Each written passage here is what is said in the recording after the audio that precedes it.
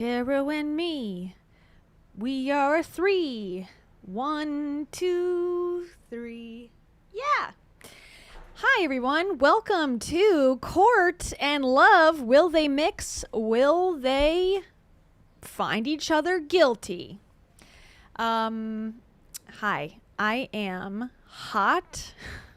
Physically, of course, but also physically, of course, because it is 90 something degrees. And in my little humble abode, I don't have air conditioning. So I have a fan pushing hot air at my face. So I may appear to be beautiful and model-esque, but we're here to talk about serious business in terms of the law, in terms of who texted who first, and about who am I talking about? Our favorite online couple, Heidi Powell and Ryan Isaac.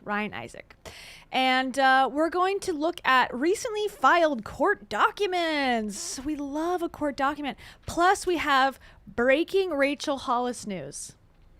Very exciting. Let's start with Rachel Hollis, my favorite, the OG, the one who started it all. Without Rachel Hollis, there would be no Heidi Powell, Ryan Isaac review at all. So we need to give her proper props. Oh, thank you. I'm looking good because I am sweating and it's giving me a glow as if I am flawless. And in reality, it's my sweat glands overproducing because my body's shutting down. But I thank you for your kindness. Okay, updates. I have not... Oops, there's my real closet coming through. Oopsies. I am in Heidi Powell's couch. Just so you know, this is where I live. I have not spoken to Heidi since the last time I talked about speaking to Heidi. We have not set a date or a time or the possibility of us actually meeting up. So just, heads up there.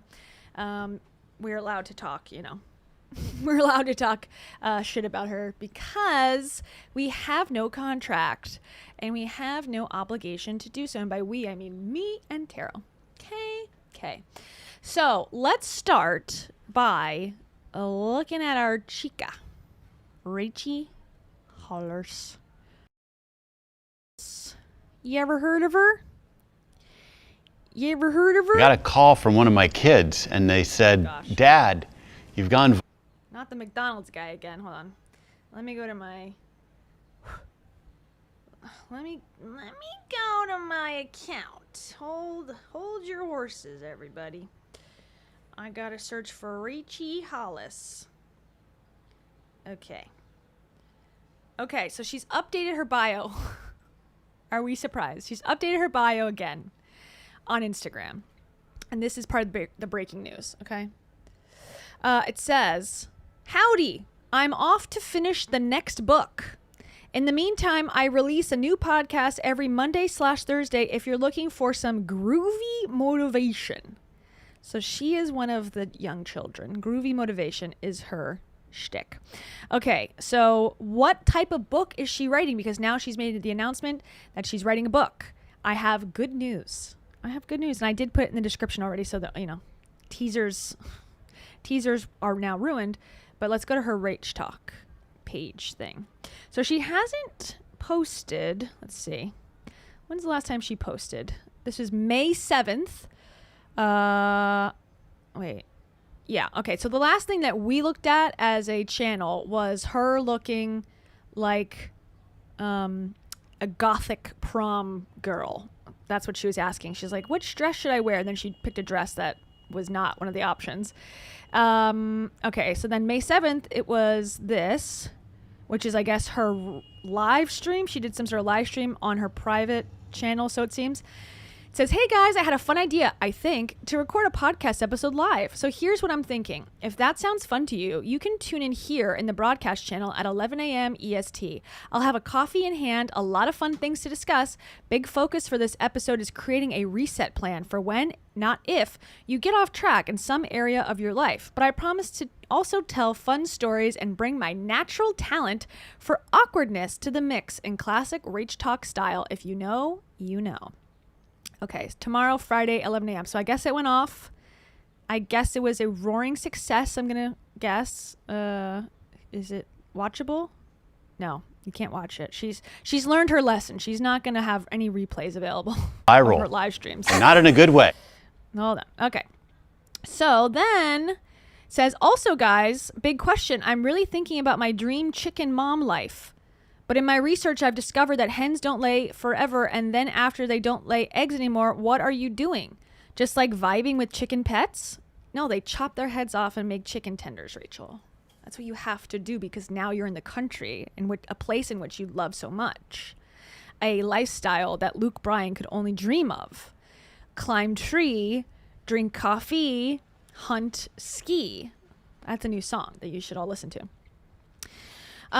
Okay, so she's like, do I just kill this chicken after it's done, providing me delicious omega-3s? Or what are people doing? Obviously, I can't eat a chicken. I just hung out with her. Obviously, I can't eat a chicken I just hung out with for years, but I also can't keep getting more chickens to continue to have eggs. Okay. And she posted this. Little chicks.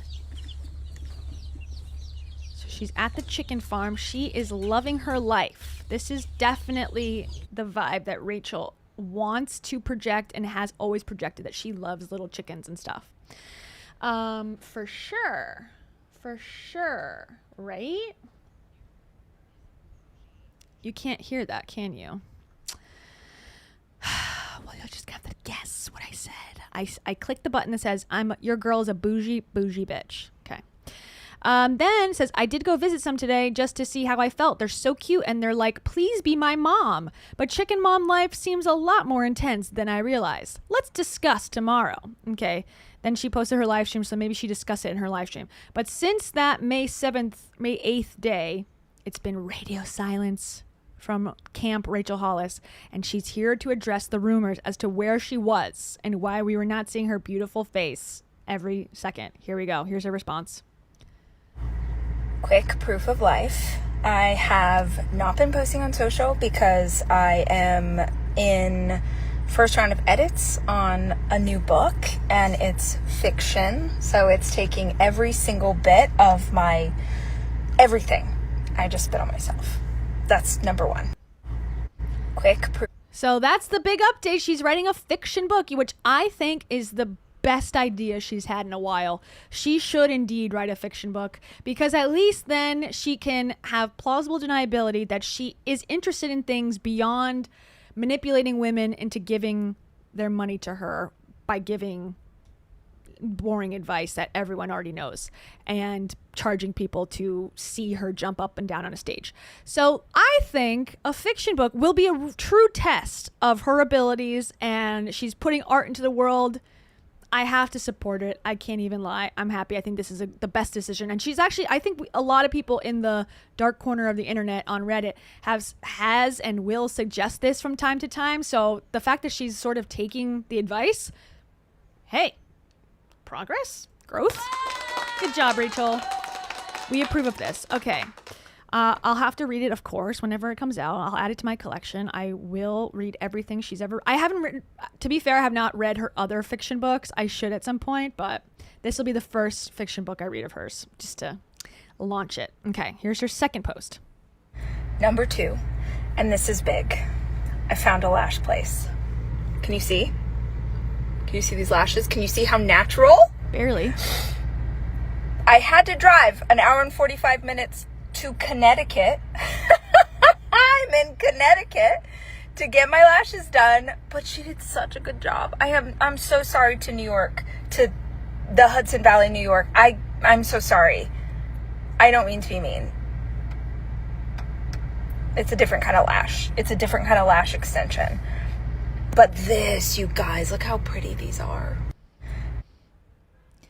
So she has special lash needs. Is she the only one that has special lash needs that cannot be serviced in the Hudson Valley area? Also, I guess maybe it's closer to go to Connecticut than it is to go to New York City, but I would imagine New York City has lash extension people.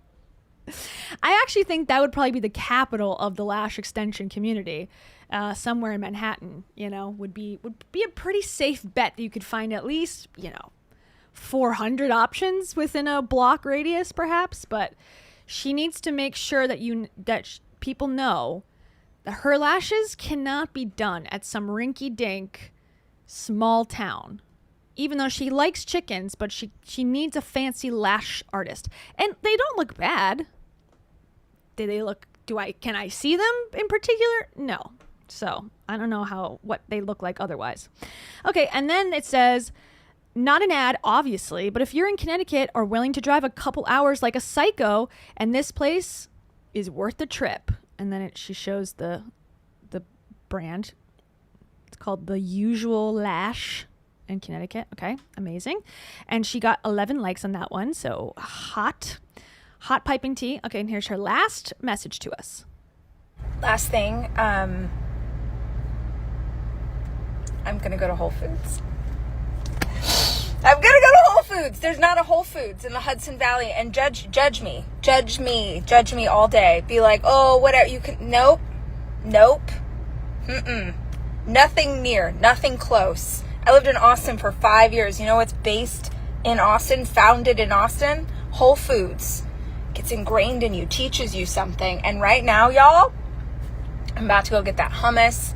I'm about to go get produce out of season. I know. I should be better. I don't care. This is, other people get hyped up. They're going to the club. They're going to a restaurant. They're going to Paris. Ooh, your girl's about to go to Whole Foods. Last thing. I cannot imagine that there's not a Whole Foods in that bougie area that she's in, Hudson Valley. I could be wrong, of course, but I find that highly suspicious. Let's see. I'm in the corner so deeply. Here's a map of the world. I don't know what part she's in, but there's New York City. Obviously, there's many there.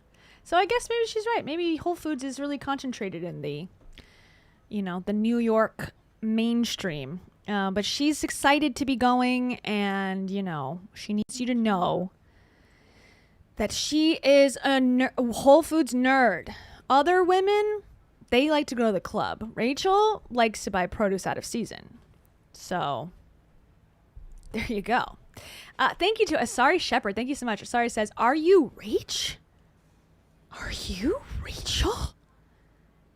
Auntie Ray Ray. Wait, what? Me. Where is Are You Rachel? I have that one somewhere. Wait, what? What happened to dinosaurs? What's the best recipe for fried chicken? Auntie Ray Ray. Are you Rachel? I don't know if I'm going to find it in time. Am I the only one? I just liked being able to get away with whatever I wanted. Rachel in a nutshell. Sorry, Shepard. Thank you so much. So that's Rachel. So she's writing a fiction book. She's getting her eyelashes done. She's going to Whole Foods. She's actually not doing a whole lot of controversial stuff at the moment. But you know who is? Heidi Powell. Kind of. She's not really in the controversy per se. It's more her boyfriend, her boo thing, some may call it. And we're going to read some court documents about what's going on with him and Heidi, not by name, but Heidi is mentioned in these court documents, which I find to be interesting. And we're going to look at part 2, as promised, from a couple of weeks ago or last week, where we did part 1, I think the time before, we did part 1 of how they met, how Heidi met Ryan, not Rachel.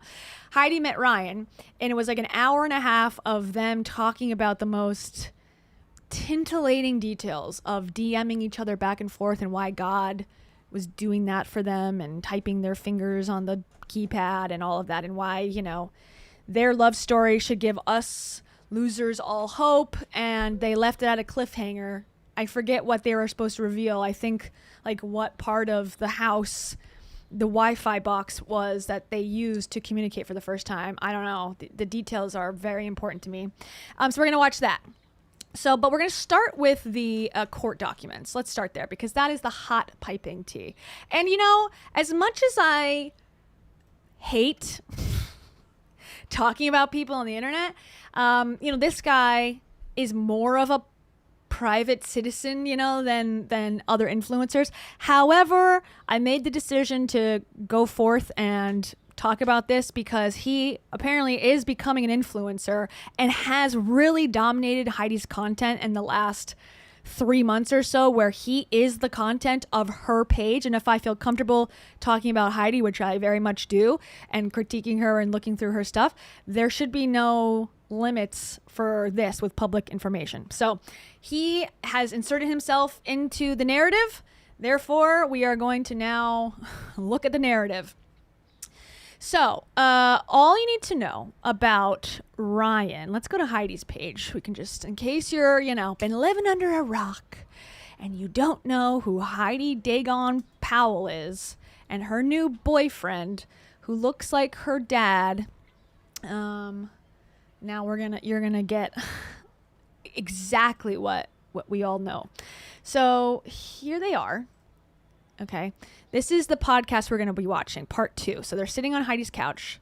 That's actually where I live. So we're all going to be sitting in the same room. Proof. There you go. And the time I fell in love with an internet stranger in 2 days. So it's going to be good. Okay. They're here. The man I prayed to God for, that's him. Okay. Any pictures of just them? Yeah, this is the type of relationship that's real. She's crying about how much in love she is with him. He's grabbing her knee. Okay. So you see how much content, how we met. So there's tons and tons and tons of montage and they got matching tattoos and whatever. Okay. Anyway, so that's him. And we're going to go through the document. So his ex-wife, obviously they're separated. He has no shame about, being on and he's not hiding that he's, with Heidi. Obviously, they could not make it more clear that they are together and have been together for a little less than a year. Okay.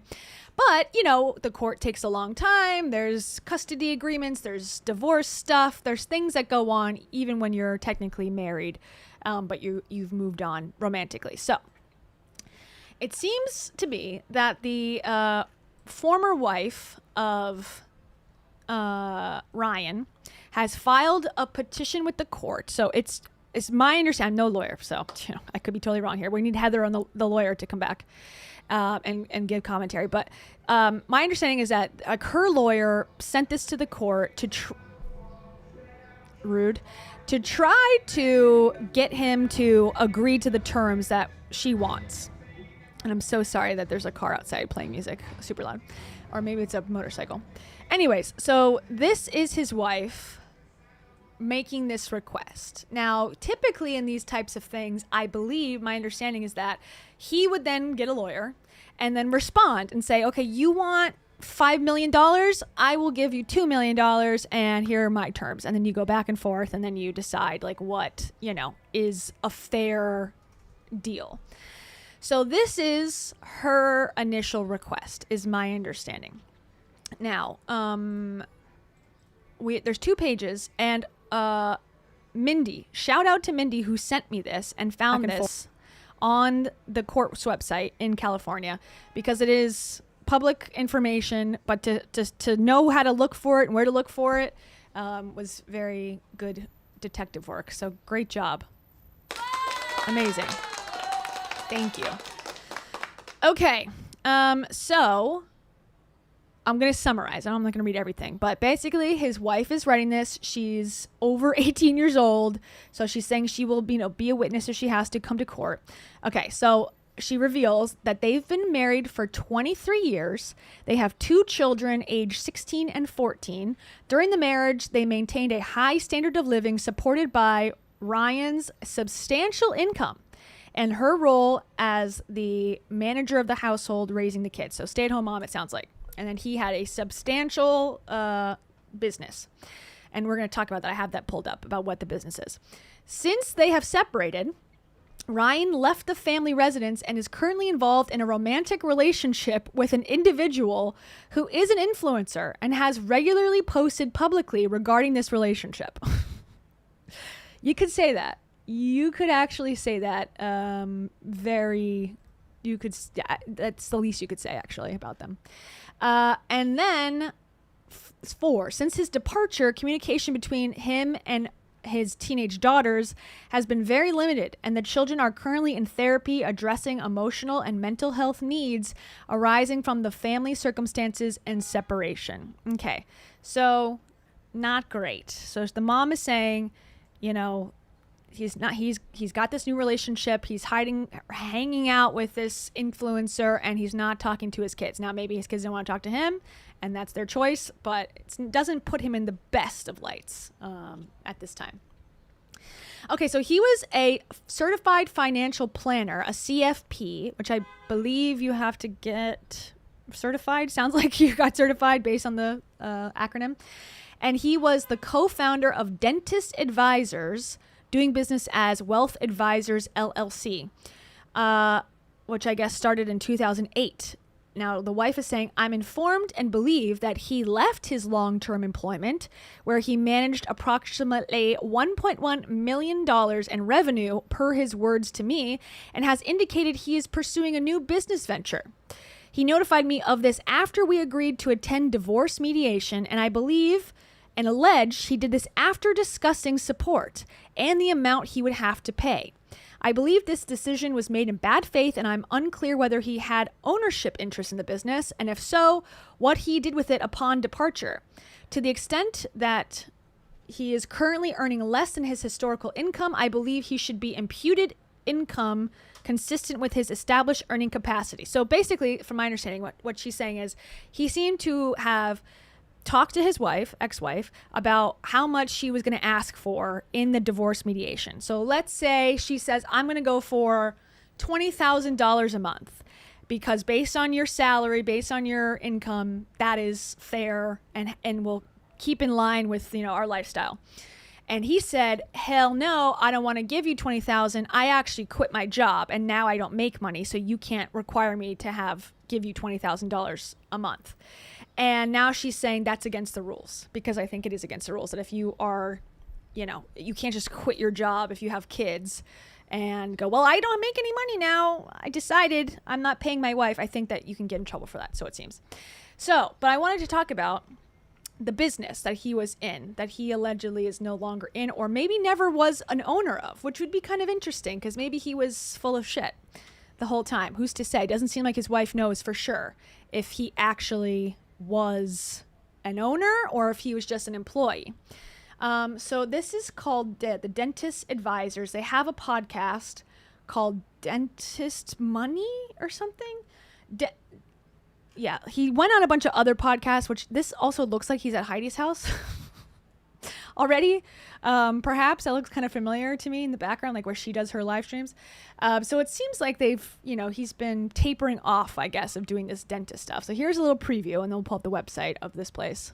Investment any owner is going to have as their practice. And that is why you and the A-team is so important, because the thing they should protect above everything is their practice investment, their business investment. There's nothing more impactful to a dentist's entire life, and not just their money, but their entire lifestyle, probably their mental health, their well-being, where and who they spend their time with. So it is by far the most important factor in all of this. And so the world that we're in now is that DSOs are an option to sell to work with, to become a part of. They are. I don't know what he's talking about, but that's the gist of what he was doing. So these people, not just him, but other people, talk to dentists, talk about dentists. They go on other people's podcasts. They try to help them financially plan for their life. We'll just use the S&P as an example.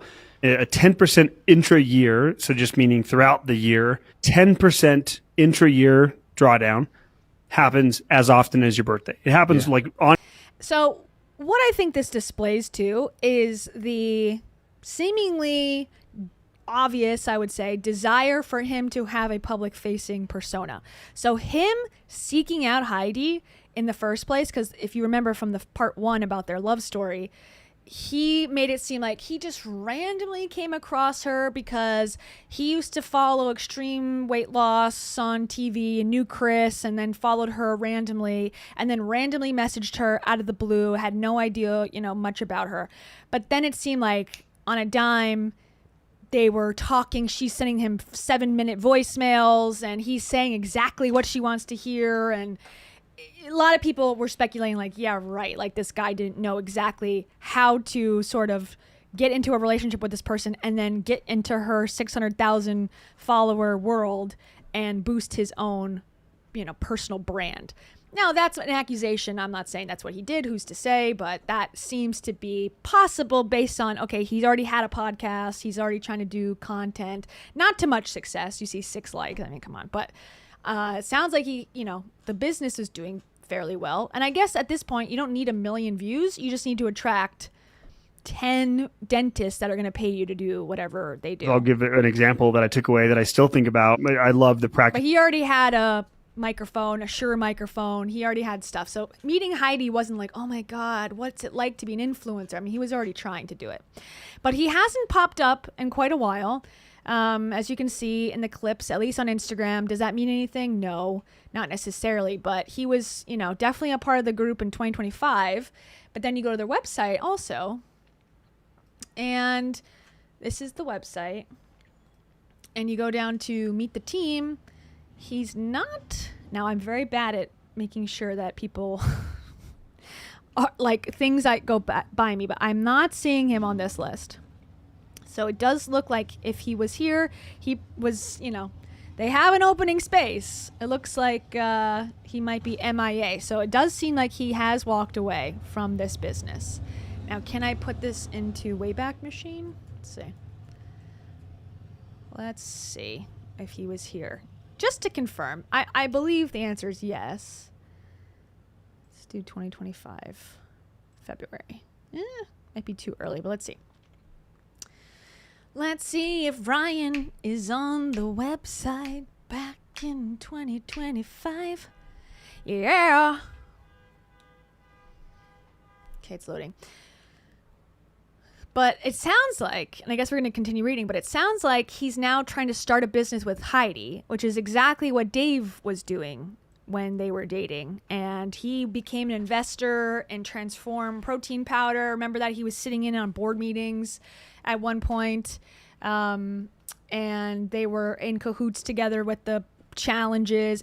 Oh, there he is. So yes, it seems like he was, co-founder and senior advisor and a CFP with these other guys back in the day, which this is from February 2025. So not much long ago. There he was living the dream. And now he's in a nightmare. Just kidding. I think he's exactly where he wants to be. That's the vibe I get. He is exactly where he would like to be. He's doing exactly what he would like to do. I don't think he sounds like a victim to me in this scenario. And again, I'm just putting my own 2 cents on the matter, but he doesn't come across to me as like, oh, this poor guy, he just doesn't see how chaotic this is about to be. He knows. He should know. If he doesn't have discernment, then that's on him. So anyways, that's the business. So he allegedly was co-founder. Now he's no longer on the website. So he seems to be officially freelance. Heidi's puppet, seemingly, or sidekick again. Okay, so he used to have a job. And then, let's see. To the extent that Ryan is currently earning less than his historical income. Okay, so she believes he should still be considered for his like alimony and child support based on his previous salary, not this $0 earning salary now, because it's not fair. And then it says, I believe that Ryan may be earning less than what he was earning before because he told me that his future income may be significantly lower than what he historically earned. And he referenced possible future salaries ranging from approximately $120,000. He also told me he planned to take out a business loan and start a new business venture with the person with whom he is now dating. So I believe that to be Heidi, obviously. Now, they're not stating her name, but seems pretty clear that's who he's dating. So he's going to take out a business loan to what? Do influencer videos in her apartment? Or in her mansion? I don't know what kind of loan they would need, but okay. And this says, I do not have details regarding the structure, timeline, or expected income of the business. I respectfully request that the court order him to pay for and submit to a vocational evaluation. Oh God, Heidi's worst nightmare. A vocational evaluation. I hawk products to people on the internet, and it's not going successfully. Okay. So he has to do an evaluation in the event there is no agreement to imputation based upon his earning capacity, and the court is not inclined to impute him with the same, a true and correct, blah, blah, blah, blah. So they want him to do some sort of evaluation of his job. Throughout the marriage, I served as a stay-at-home mother and the children's primary caregiver for approximately 20 years, including continuing to care for our minor children. I manage all aspects of the household, including daily child care responsibilities, emotional support, transportation, scheduling, and coordination of school, medical, and extracurricular activities. These responsibilities required my full-time availability and allowed him to focus on his career and achieve a high level of income. Ain't that the truth? Ain't that the story as old as time? The marital standard of living included ownership of our 2,500 square foot home in Talaga, I'm assuming that's California, family vacations averaging approximately $10,000 per year, participation of the children in extracurricular activities including tennis, and a lifestyle supported by Ryan's income, which historically exceeded $400,000 annually. Wow, good for you, dude. Our family also maintained multiple vehicles, including a BMW, Prius, and Kia. Oh my God, me! That's me! That's how you pronounce it, Kia.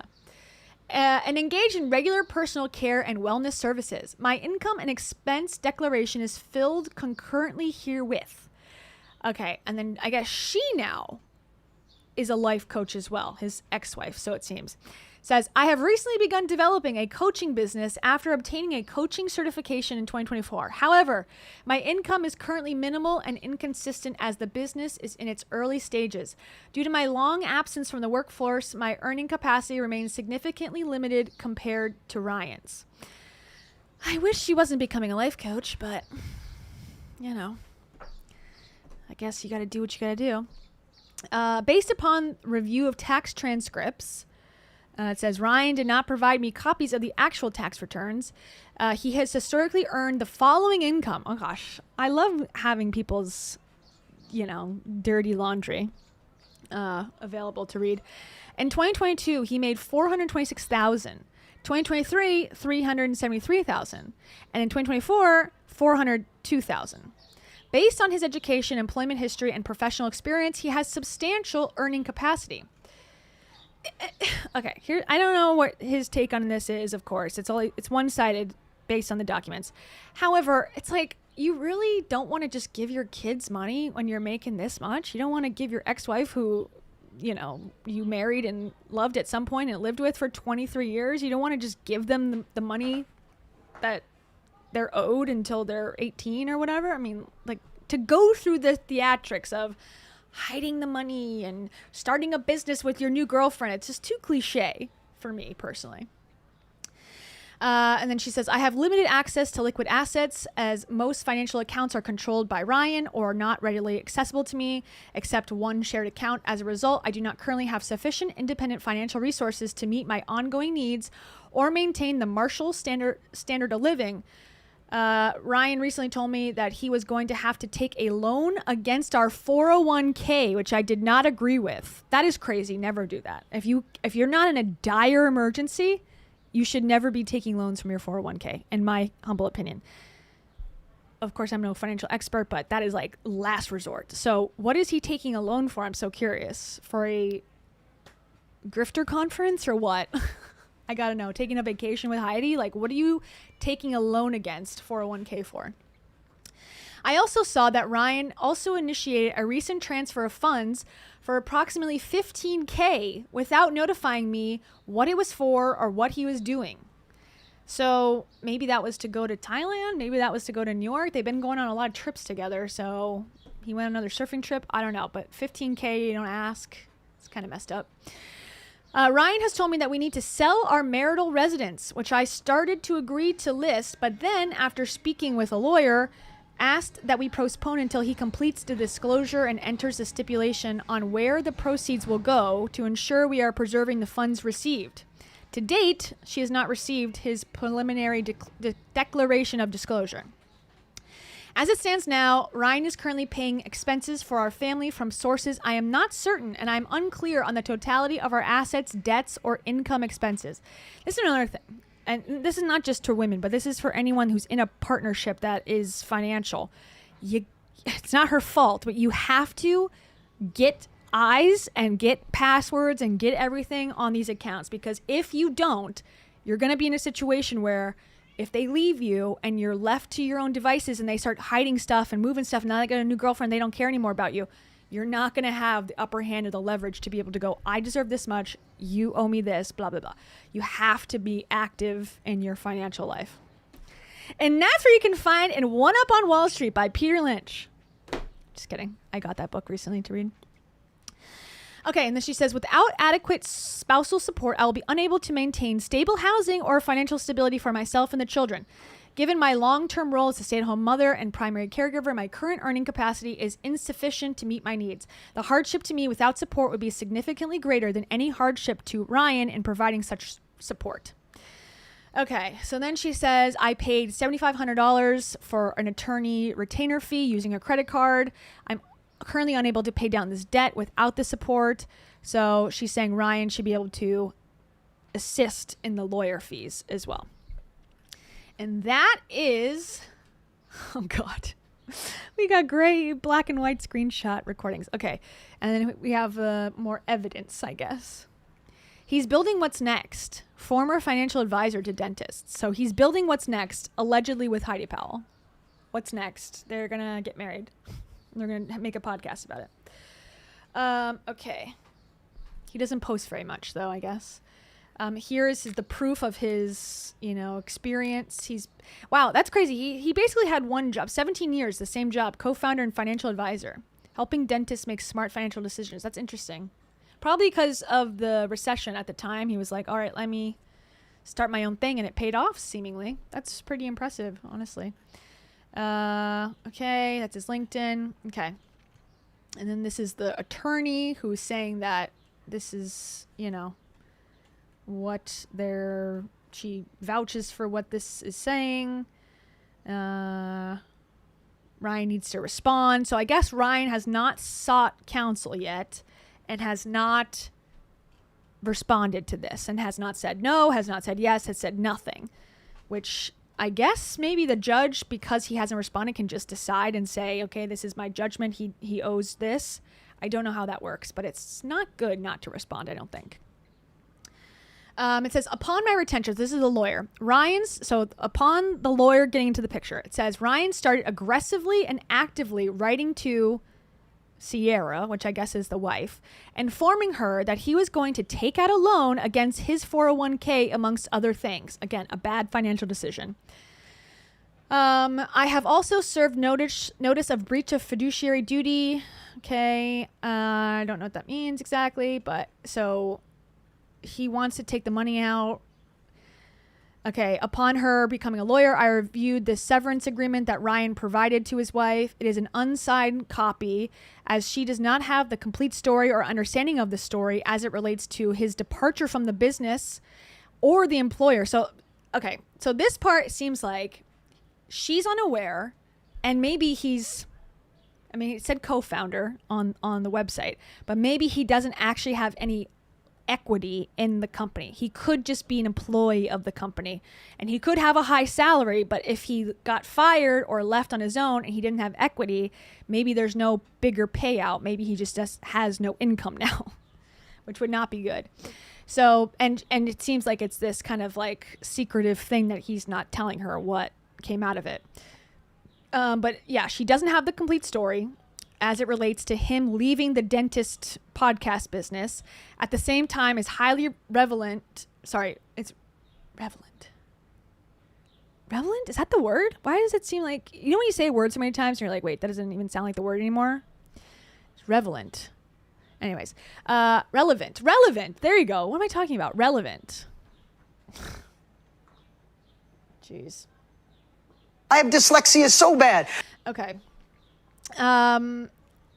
It's relevant because it's going to determine the court's decision about how much he owes or not. So she anticipates having to subpoena the records, probably from the dentist business. Upon the review, it's operating out of Utah. Okay, Utah has adapted a form, blah, blah, blah. So she's putting costs of all the fees and whatever. Okay, so she's saying what it's going to cost her to do all this stuff. So total is about $16,000 in fees for the wife to have to go through this process. Okay, child custody. As it stands now, the parties have agreed to allow the children time to address their emotional needs, and Ryan has not attempted to see the children outside of their wishes. Okay, that's fine. To the extent this changes, I believe the fees and costs will be required to address the disputed issues. Okay. Whew, there you go. So that is the summary of this whole thing. So it seems like he's either... He may be lying about the business. He may be not. He may be trying to hide stuff. Sounds like he's taking out loans from the 401k or wants to take out bank loans to start a business with Heidi. How interesting. Maybe they'll talk about this in the podcast, but doubtful. But regardless of what he's doing, it sounds like he would prefer not to pay his ex-wife and family for, and it sounds like he does pay something, but I don't know. Now I'm not sure what's going on, if he wants to pay less or what his deal is. But there's another piece of information. Let me pull it up. Hold on. That came from the documents, which it's not as juicy as what we just read. That's like the full story. But it is eye-opening and is kind of funny. Okay, here we go. Let's download this. How about... It's a little easier to read. Okay, so this shows some of his expenses or her expenses. I'm not sure. It actually might be her expenses now that I'm thinking about it. So their costs, and again, this is just me being nosy at this point. I don't know how relevant it is, but I always like to see what people are spending on things personally. And since this is part of the conversation, I feel like I should share. Okay, so their total expenses for the month, it seems like for 3 kids, 1 being an adult, 2 being underage, $20,000 a month. So it seems they have a $7,700 mortgage, some repairs, $2,800 of groceries and household supplies, $1,800 of utilities, $1,000. So I'm just going over the more expensive ones. Entertainment, gifts, vacation, $2,250 of auto expenses, and then other. $1,900, and one is a attorney fees. So $20,000 a month for a household for kids and all that. So I would imagine that he would pay half of that. So he maybe is being asked to pay $10,000. I'm not sure how that works. Okay, and then here's extra expenses. I'm assuming this is from his wife. Pet expenses, auto club, HOA $300, Botox $150, massage $80, hair $300, subscriptions $200, $300 for your hair a month. That's a lot. Personal hygiene $300, nails $100, pretty good price. Gym $250, pickleball $150, gardener $100. This is how the other half lives. Okay, so here's her coaching business. So she's using Canva and ChatGPT, Ryan's favorite. So they were in sync in that one. And then Libsyn, so that's a podcast app where you can upload your podcast. But then I saw this, MFM coaching workbooks. I'm like, what's that? What's MFM? Guess what it is? Small world. Made for more coaching services. Can't make this stuff up. The world is so small. Personal development, so small. Made for more. You can do online coaching. This is for you if you are a high flyer who dares to have it all and are not willing to compromise for a career below your true potential. Okay. So this person is spending $215 a month on, well, at least this month, coaching workbooks. And then also Jody Moore coaching membership, not to be confused with Jody Hildebrand, who's now in prison, who also had a life coaching company out of Utah. This is a life coach that's life coach that is having LDS values. So Church of Latter-day Saints, the Mormons. Life coaching with LDS values. That's Jody Moore. So that's who I'm assuming the wife is getting the coaching from to then be a coach, the MLM of coaching. So I just thought that was interesting, and that costs about, $1,000 a month, approximately, looks like, or a year. I'm not sure. This is like business expenses. I mean, relatively in the grand scheme of things, fairly on the low end, but just more, I guess, examples of why she needs assistance. And there you go. That is the law information. So the things that came out of that, once again, the business with Heidi, what is it? Why do they need business loans for it? Because all the businesses she's had in the past, minus Transform, which is already an established business and doesn't need, I don't think, another loan, probably. But who knows? That's already happening. So what are they starting together? And why is Ryan doing this? Why are you doing this? Is a great question to ask. So now maybe they're going to answer it. Maybe they will finally answer what the hell is going on in their part 2 of We're in Love, Suck It, which is the podcast title. Just kidding. Just kidding. You guys, it's not called that. It's called Our Love Story. So the first episode was the truth about how we met, 1 hour, 7 minutes. Now this is 1 hour, 11 minutes. Heidi and Ryan sitting in a tree, part 2, the rest of the truth about how we met. It's called delusional behavior, and it's creeping into your life. All right.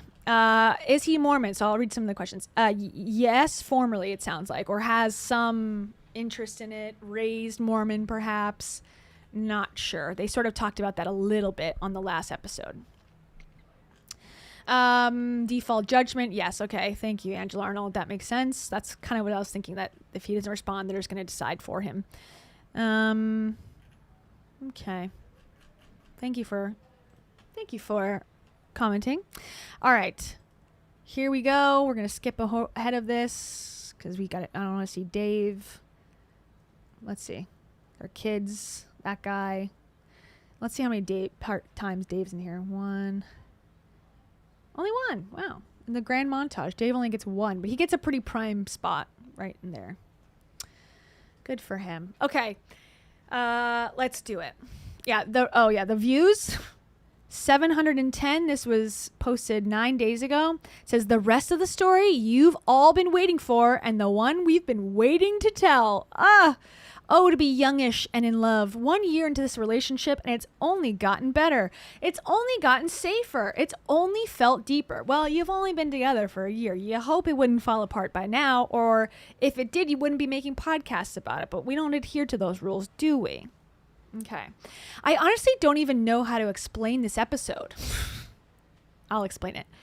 Kooky narcissistic thoughts put into a microphone for the world to consume and then you to become the victim of. That's how I would describe it. Okay, what started as part 2 of the story of how Ryan and I met somehow turned into one of the rawest conversations. How can she have one of the most rawest conversations? Every conversation is the most impactful. It loses its meaning when you use words like that. We talk about intuition, trauma bonds, nervous system exhaustion, childhood wounds, emotional safety, and what it feels like when you finally meet someone who doesn't require you to be someone else to be loved. This episode takes you into the middle of one of the hardest seasons of my life. You're always in a hard season, Heidi, by your own doing. I'm sick of this. I'm sick of the complaining. My life is so hard. I only go on vacation every week. I only make money from showing off my lifestyle and my boyfriends. It's the hardest season. Okay. Navigating a relationship I knew deep down wasn't right for me. Okay, that's the other guy that she dated temporarily, while simultaneously experiencing a connection that felt completely unfamiliar, safe, honest, and deeply soul recognizing. Okay, I can't read anymore. I must hear it from her mouth. Let's go. We talk about part 2 of how Ryan and I met, and I'm in a bad mood today. Oh, they're in black today. They were in lighter colors previously, so you know it's going to get dark in here. That's where we'll start this podcast. Not even today. That's a stretch. No. What? No, I was wondering what you were going to say. Not just today. It's right now, this afternoon. It's just right now. Yeah. You know, and here we are. We've cleared all the kids out of the house so we can record part 2 of how we met, because we haven't gotten to the full thing yet. And I swear, like, why does this happen right before I go to record a podcast? I feel like everything just steamrolls on top of me. You know what I'm saying? Yeah. I have like a pit in my stomach. Currently, as we record this is not going live until... I feel like her hair color completely changed since the last time. I don't remember her being such dark roots. I feel like twins? Me and Heidi twins? What? I've been an alpha female. Her hairstyle and color makes me want to. I want to go to Denny's with you. Makes me want to go to Denny's, but they're so bad. I was a waitress at Denny's. Also? I am not problematic. Okay, sure. 2 weeks after. I think like the 13th or something. Whatever, like, you know. Yeah, that's probably about right. Yeah, it's going live in a couple weeks. So I was trying to think back to where we actually ended that last episode. It's when we started talking, and we didn't go any further than that. Okay. So March yes, we let's just lay this out. If you guys didn't listen, go listen to the last episode, part 1 of how we met. It was so fun. It was so Kit Kat spotted on the couch. I was blocking with my body, but there's a Kit Kat there. She's got good taste in candy, I will say. fun. It was funny. It was cute. We didn't get to the end. My friend Kira walked in, and who actually, ironically, was a part of how we met. So it's kind of a crazy thing. So just to kind of recap, I think we had gotten to the point where we had talked about how March 20th, 2025, you had sent a message to me. Mm-hmm. You had sent a couple other ones that I had. Oh my God, we're going to see this again, this entire thing, him trying to trick you into thinking that it was an organic thing. Okay. We're just going to hear the episode. You don't need to listen to episode 1. They're about to say it all again because there was filler in between this main point. Not seen.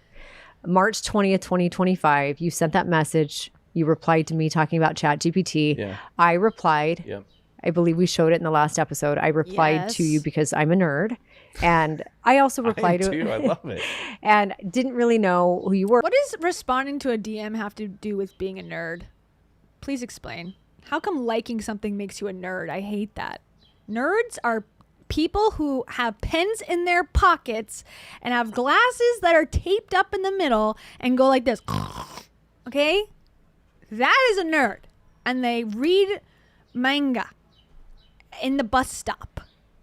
Stop changing my heritage. Okay.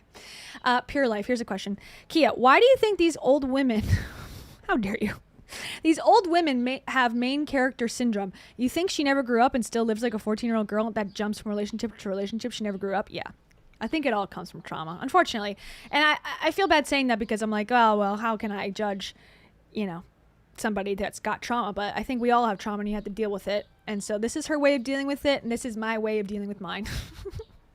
So yeah, I think she probably felt neglected by her parents, judged by her parents, and she probably sought refuge in male attention and male relationships. I can relate to that. But yet she never got out of that.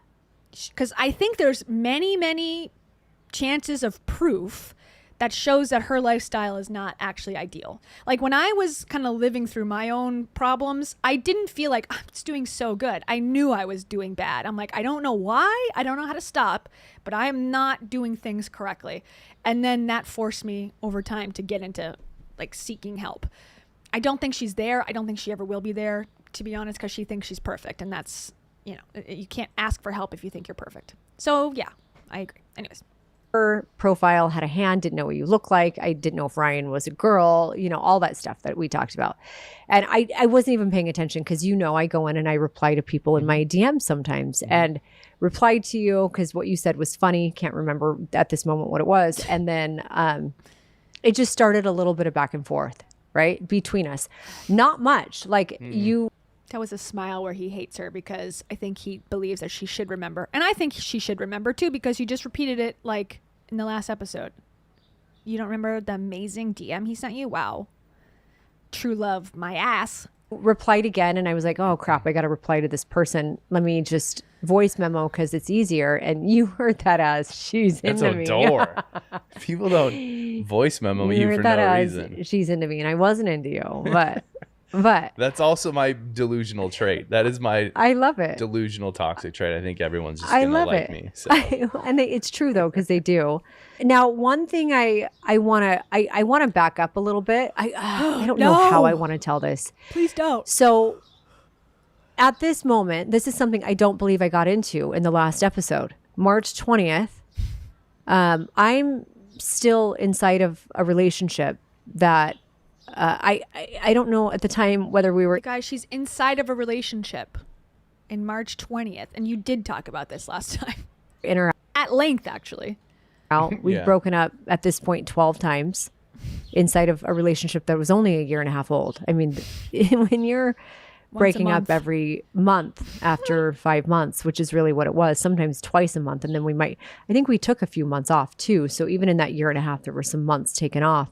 I was technically inside of a relationship. So I wasn't even thinking about you in that way at all. And I was at a really hard point inside of that relationship. At the beginning of the year, did you hear that? At the beginning of the year, so a few months earlier, what?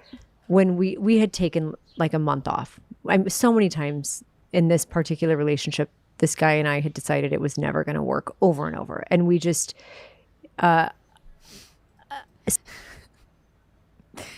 in this moment, I'm on his side because I'm like, why would you ever be telling this story? Did I tell this story one time about something I witnessed once, which was way worse than this, but reminds me of that I was doing video at a conference at like a Pentecostal style Christian conference, right? And on stage, this guy who's like 20, like very young, proposes to his girlfriend on the stage at this conference, who's also like 20. And she's crying and whatever and excited and says yes. And then they have a microphone because he was like asking her on the stage, and they give her a microphone to respond because the whole crowd's there like cheering, whatever. And she, in that moment, goes... last year I was with my ex-boyfriend and I thought I was going to be with him and God had other plans. Like, you're going to bring up your ex-boyfriend at the moment you're getting proposed to in front of a crowd? I was like, what in the world is going on? Why would you ever bring up an ex in that kind of capacity in front of the person that you now are like committed to for life? I couldn't believe it. Anyways, he's sitting here having to listen to how his current girlfriend was in a relationship for so long and they broke up a million times. Like, what does he really care? Personally, but okay. Something in my trauma had me continually going back to something that I even podcasted about it, Ryan. Do you know this? Did you ever listen to that? I podcasted about this relationship and was like, hey, it's not me. Oh, when you're on a break. And the podcast, it was recorded during one break. Then we got back together, so I didn't release it. And then we broke up again months later.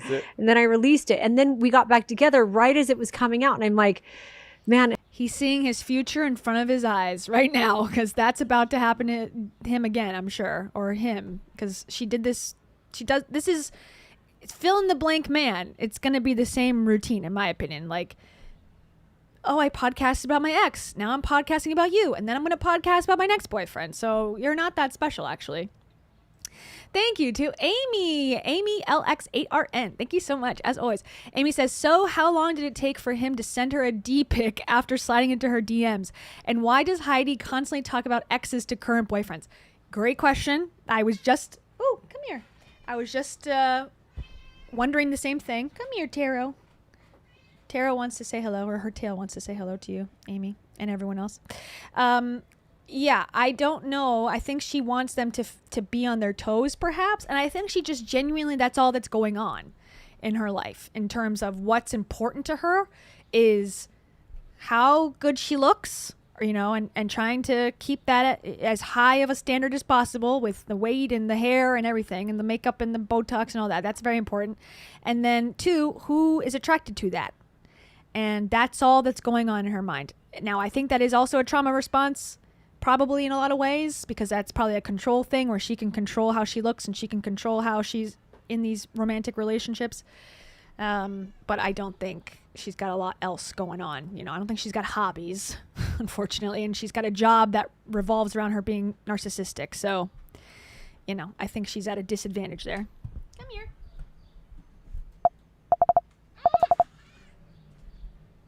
Thank you. Can I can't get the microphone. Thank you. Tara learned how to jump up by herself now. It's so exciting. I don't have to bring her up anymore. She can jump up. She learned a new skill. Tell everyone your skills. Okay. How long did it take him to send a D pic? Probably day 3, I would guess. If they're already voice memoing after 1 minute, in that timeline, I have so much cat hair on my lip gloss. Oh my God. I would imagine, 48 hours is probably sufficient. But who's to say, right? I'm scared. She's like, I'm dry. And he's like, I got the perfect thing for you, baby. Penis. And then someone driving by was like, pores. And then she was like, I also have. Breast. And then. Go on, Raya, right now. And then finally. My mouth is so bored. Thank you, Amy. And thank you, Amy, again. Taro heard her donation notifications coming in. Is that true, Taro? Let's see. True? Did you hear your alarm go off? Your donation alarm? Did you hear your donation alarm? She's like, yes. Go on, Raya, right now. Thank you, Amy. 18 stinking dollars. Your girl is a bougie bitch. Sounds too good to be true, right? Tara's going through an emotional renaissance right now listening to this podcast with us. Thanks, Amy. And thank you to Sunny Fawn 13. Sunny Fawn says Taro's rave. Here's your rave. You ready? Yay! Pew, pew, pew, pew. Also? We literally are a disaster. Her little eye. My uterus. She came out of there. Taro came directly out of my uterus. And I'm sticking to it. Thank you, Sunny Fawn. Okay. Back to it. Huck to it. Heads up, this podcast is coming out that says that we're breaking up. So I should probably leave my relationships out of podcast. But what would you talk about? Thank you. Coochie balls. You know, in 1 year, there's not been one back and forth with you. No. No. And actually, yeah. So that's a good. Until today. So there hasn't been any back and forths in 1 year. Whew. They need to have a relationship conference, I think, is what they're saying. They're more than qualified. They haven't broken up not even once in a year. Amen, sister. Thank you to Amy. Amy says, Taro getting screen time for donations. Yes. Taro time. Here. I can show you what I see. I think. Let's see. Look at this. Look. My screen is so dirty. This is very meta. Look at you. You may think you are. Also, go Bills. So sorry for the Sabres. I tried to cheer them on. And we were so dang close. Tara, what do you think? Meow. Meow. Okay, I'm done. Thank you, Amy. I appreciate it. Thank you for that moment with Taro. Okay, back to it. Oh, sorry. Wrong screen. January, I knew, I don't know how much to say of this. I did know that it wasn't meant to be. And that's a really hard thing for me to know, that something's not meant to be, when the other my partner at the time was really putting forth so much effort. And I've said this to you before. I felt like I had in front of me the best version of this man that I had ever seen since I met him. And there were so many great traits about him when we met. Like, there were so many really good qualities and traits, and then also ways of us it's like I knew for a very long time we were not a match. And That's a hard realization. Yeah, Still yeah. still going. Yeah. And I did know that. And I would like cry. Why don't you break up then? I realized during the relationship we weren't meant for each other. And it's really hard when that happens, because you have to lie to them and pretend like you're into it. Do you? I guess. About it, and I would talk to him about it. I would always kind of then but I look at my history of relationships, and I think, given that history, I had a story in my head. You kind of were saying something about this the other day, where I'm like, do I even know what's good for me or not? Like, maybe whatever voice in my head is telling me that I'm not a match for this person, or we're not right. I felt like I had to I don't know that he made me feel this way, but I was hiding parts of who I was. I wasn't fully expressed. I felt like I had to live inside of a certain box, my own issues, not his. And so I would kind of like discount my intuition and discount my knowing, and I would continue forward inside of it. And if she says inside of one more gosh darn time, I'm going to daggone freak out. Dang on. It's too much. It's come back. Inside has made a full comeback. And also, he's contributed nothing, because this is a bad conversation to have with your current boyfriend. Here's a tip. Here's a life tip that I'm going to give everyone tonight. If you're having a podcast about how I met my boyfriend, and you spend the first 7 minutes talking about your ex-boyfriend, you may not be with your current boyfriend much longer. I'd fill that load. Unless you do that, and then you're set for life. Okay. Amy, Alex8RN, thank you so much, Amy. Amy says, Ryan needs to improve on cardio so he can run away from these red flags, and an eye exam so he can take off those rose-colored glasses. Ugh. Amen, sister. He could have got veneers, and he didn't, of all the years where he was, working at the dentist place. So I think he's past that. Glasses and cardio, though, I do agree. But I have to say this. I must say this. Get off your butt. And I must also say this. Take off your glasses and go drive a vehicle. That's what I was looking for. And also.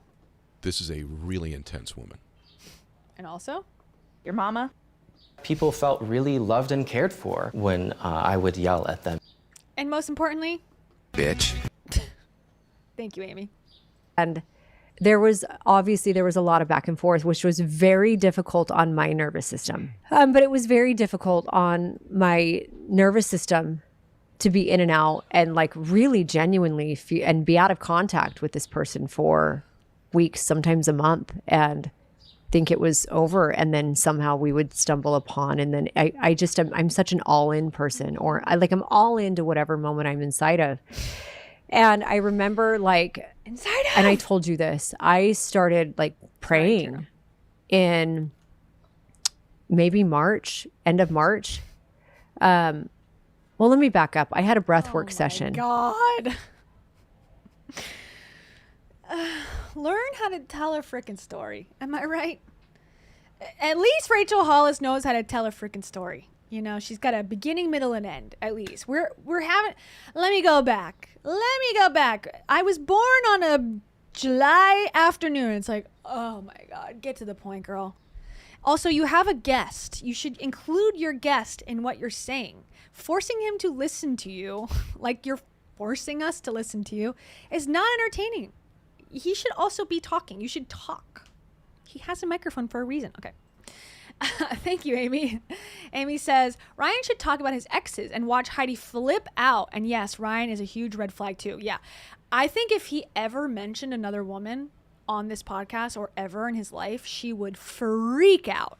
He's not allowed to have a past. She can constantly put it in his face and complain and talk about how sucky they were and how much sex they had and whatever, which is bizarre behavior to do, I think. But if he did it, ooh, I cannot imagine the problems. Somebody ought to smack you. That's what he probably would say. Call the police. Call the psych ward. Bold-faced lie. Nothing. Maybe would be allowed. Okay, anyways. Thank you, Amy. In December. Of 24. December of 24, when he and I were broken up. And I don't remember if we were in contact. And in this breathwork session, I had it was the most beautiful awakening in so many ways. I actually talked about it on this podcast because it helped me heal a friendship, a broken friendship with someone who had blocked me and cut me out, which was really difficult. And it really helped me see parts of myself that I couldn't see before. And that person's mental health went up by 1,000,000% with them doing that. Take ownership for certain things, and it let me let her go. Like I witnessed her in her beauty, like in this breathwork journey. There was no substance, nothing. It was healing. And then it took me on this whole journey through childhood and ways that I saw my mom and dad, and even how I saw my dad loving my mom. Twins, Basil! Twins! Is that Heidi and Ryan?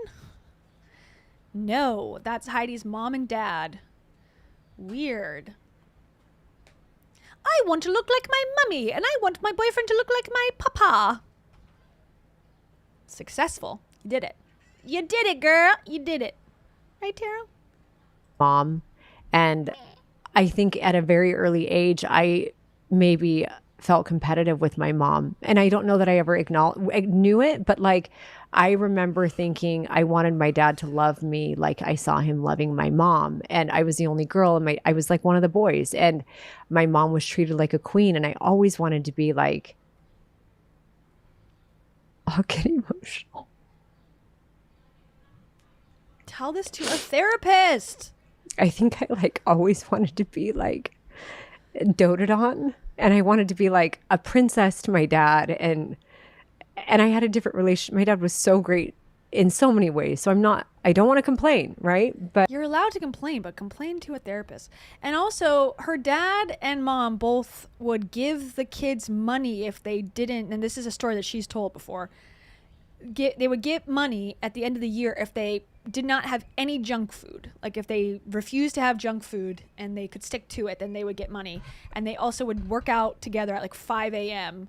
And there's a high standard of exercise and fitness in their house. So that would probably be a hard home to live in, I would imagine, as a teen girl struggling with self-image and your parents. But okay.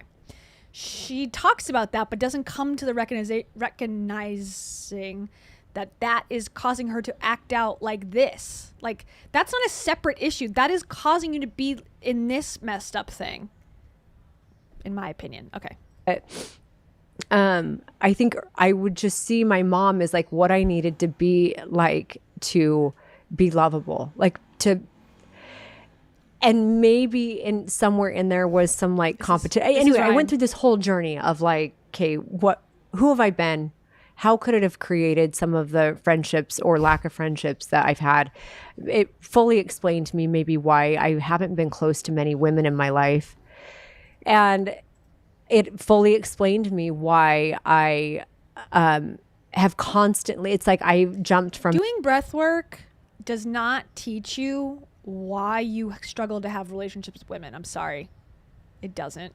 You need to look inward for that and logically go through your faults, in my opinion. Man to man to man, literally no qualifying bar for most of them. And I got lucky in a lot of ways, but it was like, oh, you're next and you're here in front of me and you love me. You want me. I'm dating you. That's actually how most of my relationships have been. And now, does she not see the irony that she's doing the exact same thing with this guy too? She's saying it as if it's a thing in the past. You're doing the exact same thing. Will she acknowledge that? No. Again, how lucky am I that like some of the people that I stumbled upon next were great humans, really great humans. But then I kind of was like clear. I'm like, man, I need space from relationships. And I remember feeling like in this breathwork session, it was like I could see a man. It was like the message was, oh, your match is coming. And I could like see this man, but I didn't see his face because I saw and felt his energy. I know like the color of it sounds so weird, you guys, but it's just how it was. Totally sober. What was the color of the energy? Yellow. Urine. I peed my pants. I did breath work once and it sent me down a path of destruction because I felt similarly at the time. I had like, you basically are cutting off your oxygen and you start to have like, not visions, but it is kind of scary and it's almost like psychedelic in my experience at least. And I felt like I had a big revelation too, like, oh man, this is life changing. And I feel like it was because it feels like a near death experience and you tend to feel like euphoric afterwards. But that was just the beginning of my downfall, not the breakthrough I thought it was at the time. So I've been in her shoes, but I wish she would see it like, hey, this is not a revelation. It's just a symptom of I need help beyond what I'm getting currently. Right. Mm-hmm. And I was like, oh my gosh, this is him. And I was clear, like whatever message was given was like, oh, he's on his way. Like the man who is your match is actually on his way.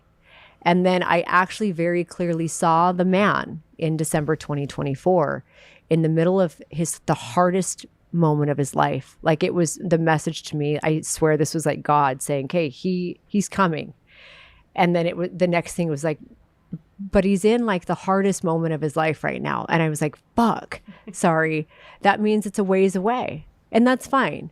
But, and I remember just feeling and thinking, okay, he's in the middle of the hardest thing, which is actually going to fine tune him and it's going to prepare him and make him ready and strengthen him enough for me. Cause I've been through a lot of fire. I've had a lot of transition. I've experienced a lot of reinvention. I've been through divorce and death. And I'm not crying a river for myself because a lot of everyone listening has been through their own trials. Right.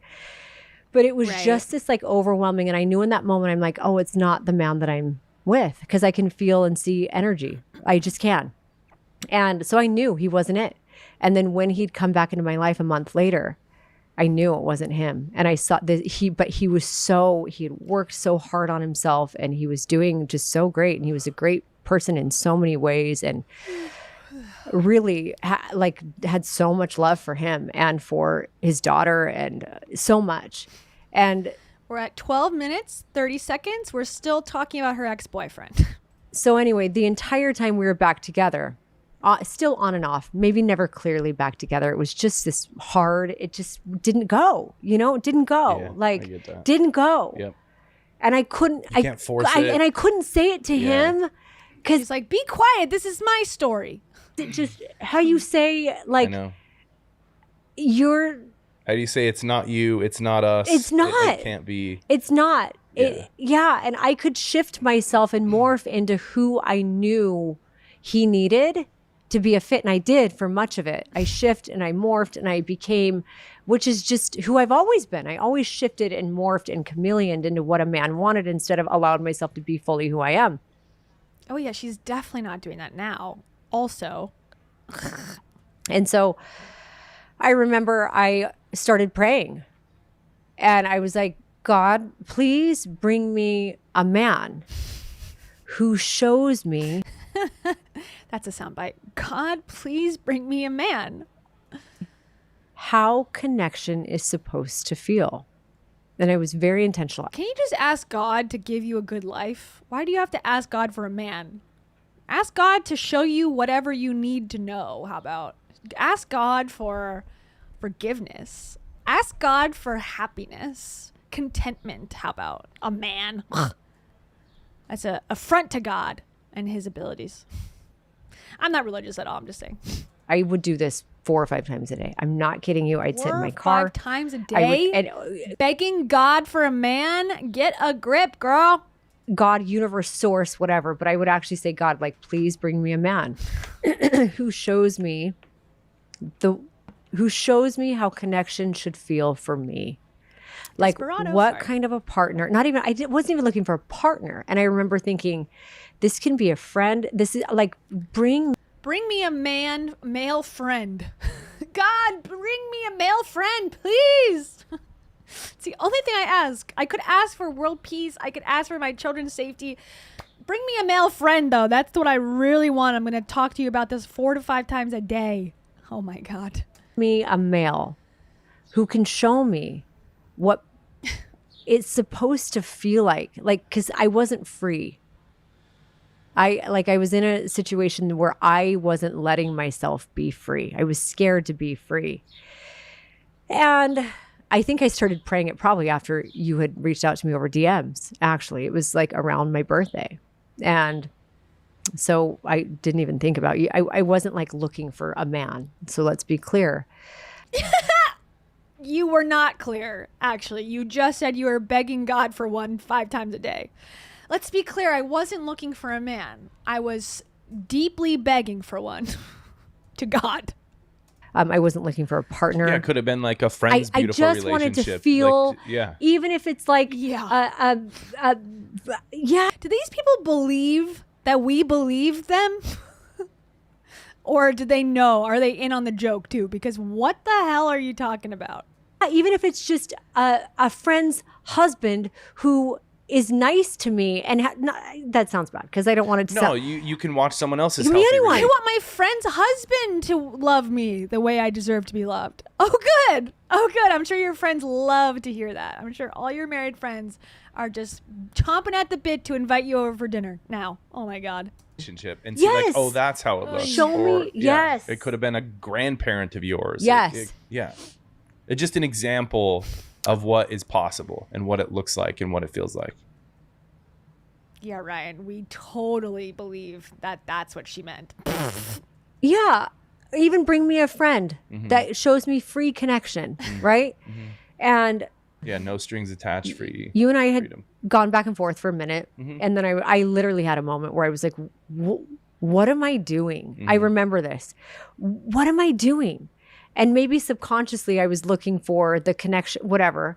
But I'm like, I don't even know who this person is. I've never seen him.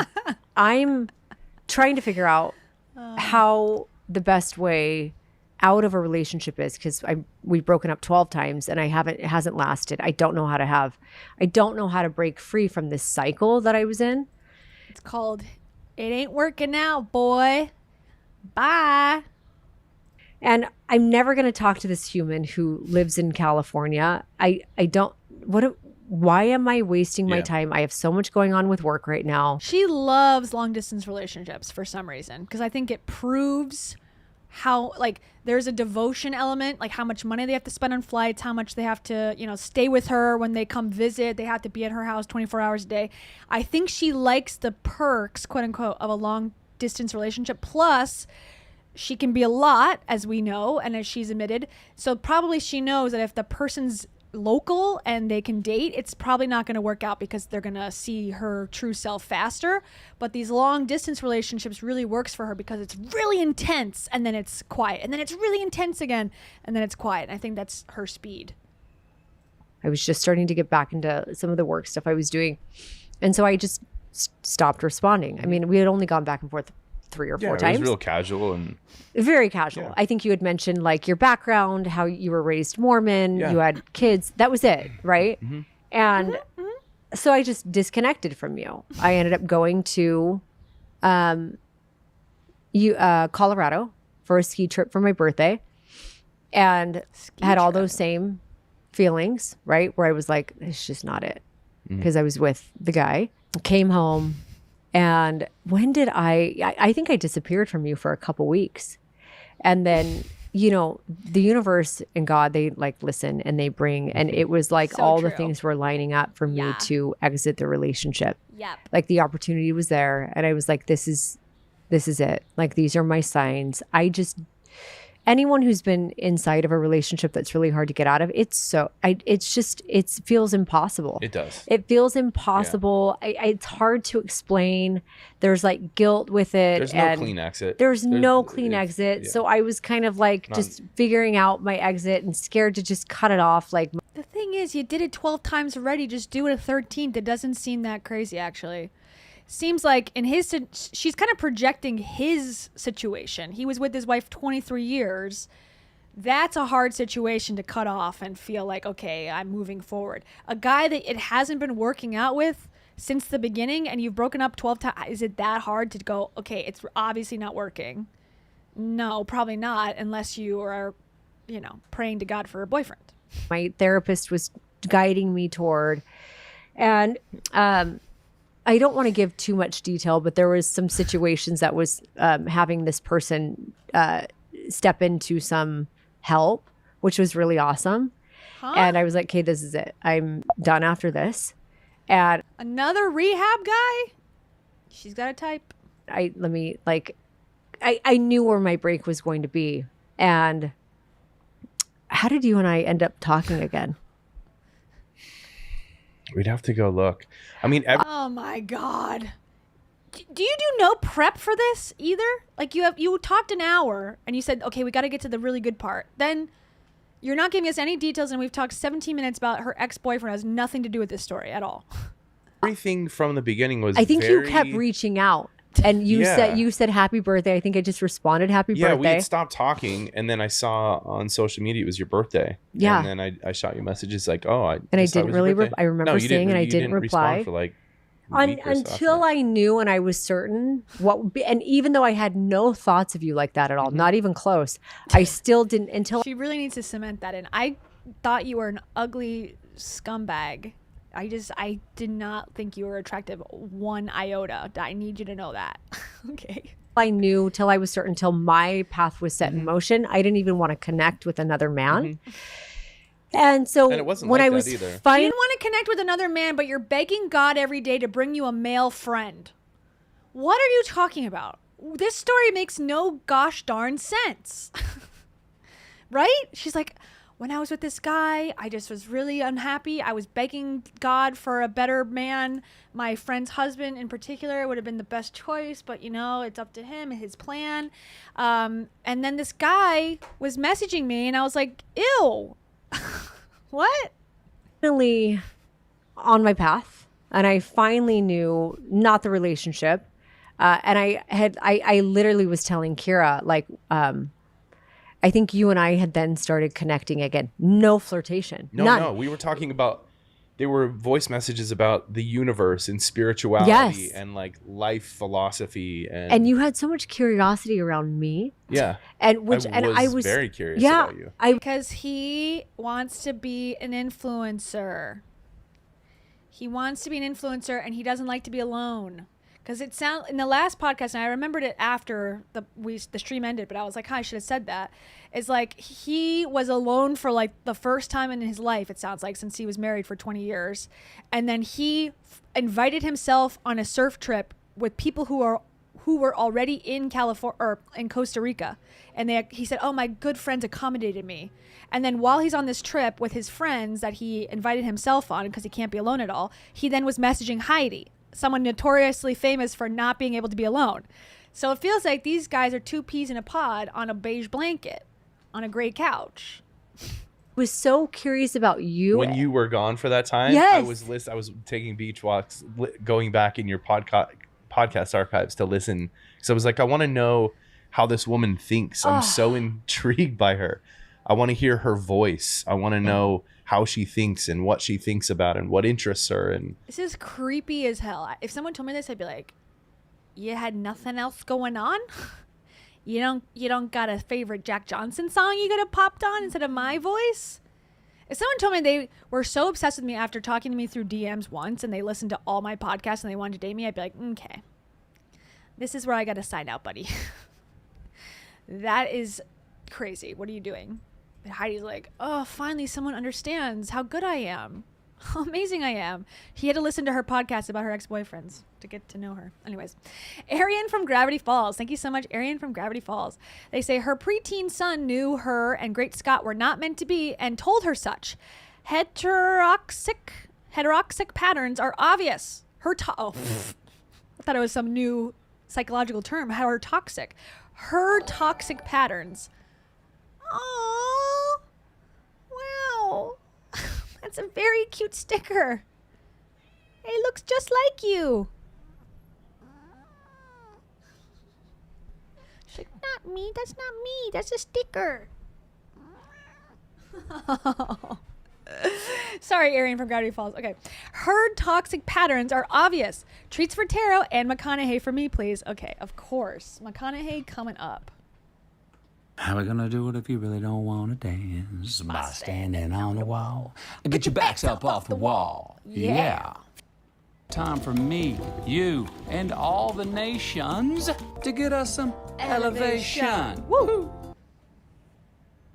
Uh-oh. Amen. Yippee. Oh my. Here's an old one I haven't played in a while. Oh shit, there's shit on the pillow!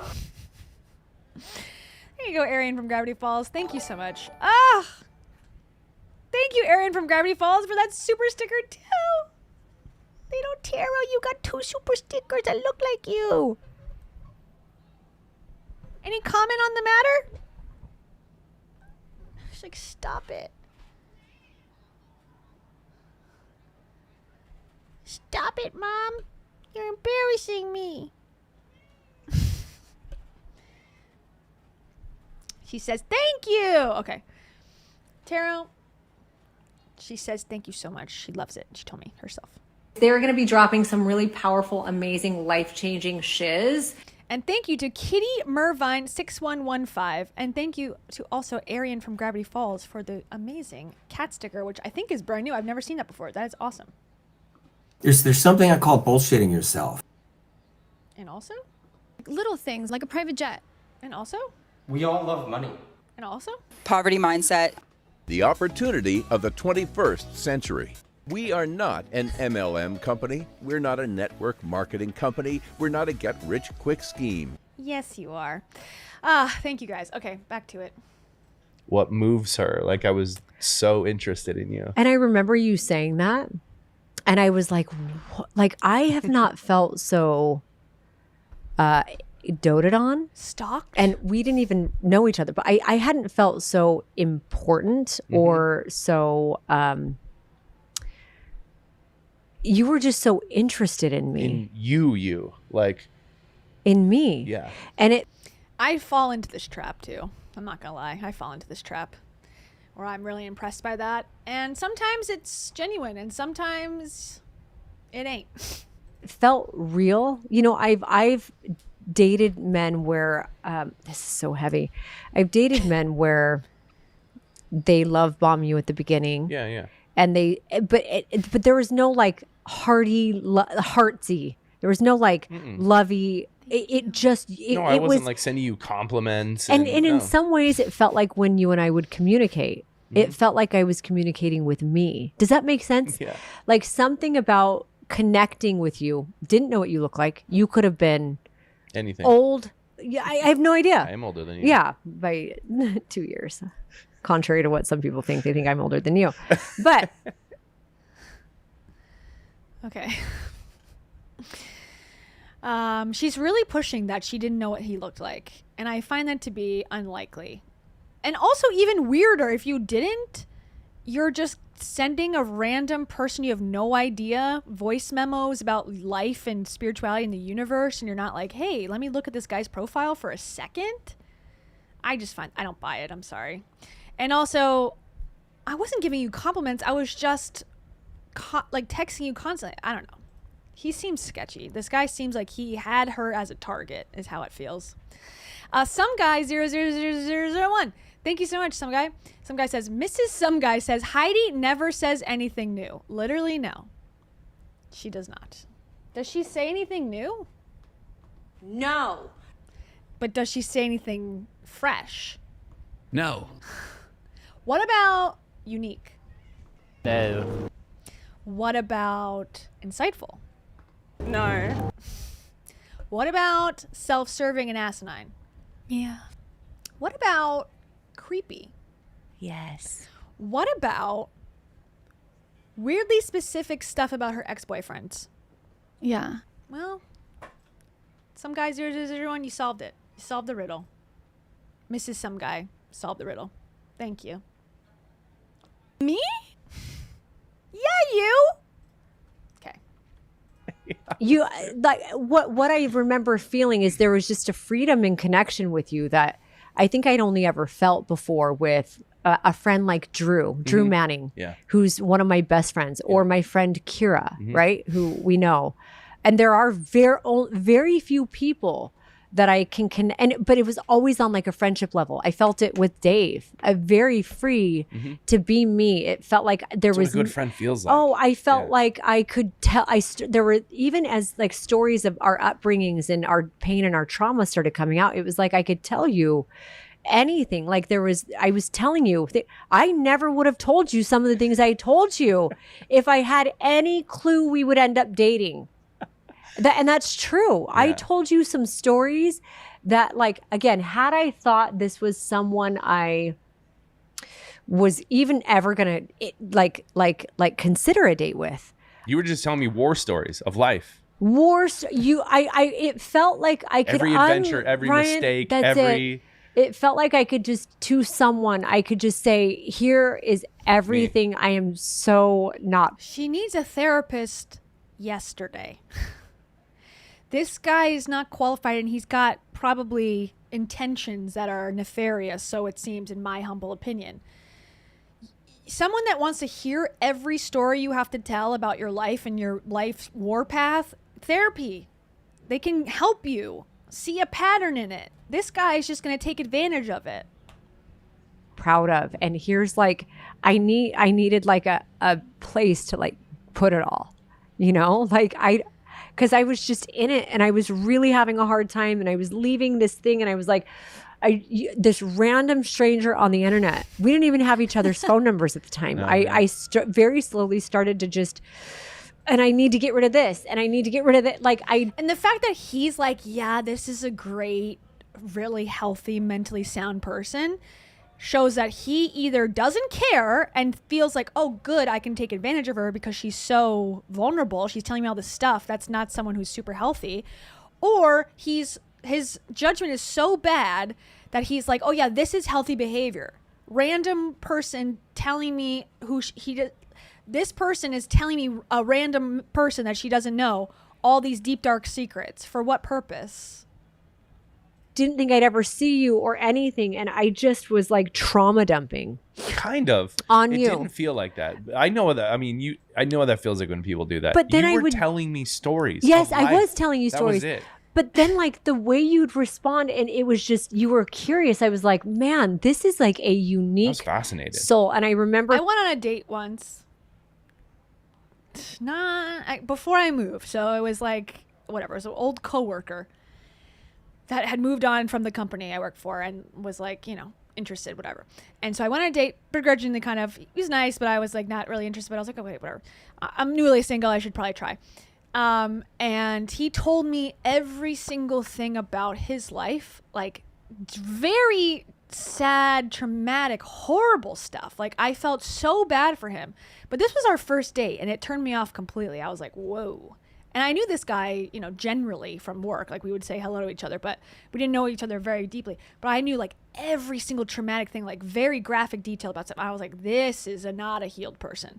And they don't have to be perfect. People don't have to be perfect or not over stuff. But the fact that on a first date, you're telling me 2 hours worth of the most horrific stuff, it's like, okay, this isn't for me. That's how I felt immediately. And I think people who see that and someone going like through it and going, oh yeah, let me get involved, is probably a bad person or an also equally hurting, disturbed person, personally.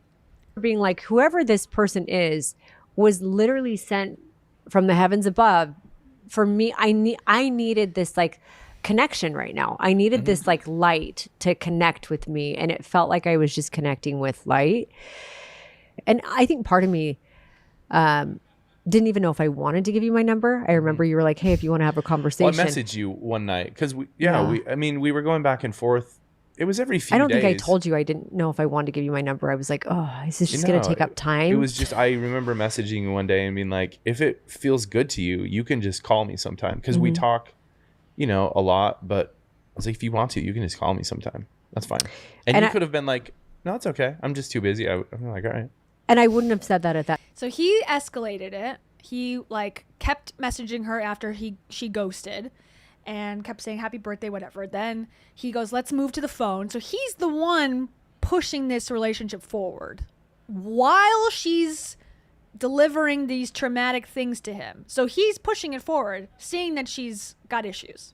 So he's to blame, at least partially in this. That time, because and I'm glad I was still a little bit of a people pleaser, because if I hadn't, part of me gave you my number because I was like, I've been talking to him enough. I feel bad not. That was really probably why I gave you my number. And then I didn't want to call you. Yeah. That's why I didn't, because you had said, hey, if it feels easier to talk and it feels good for you.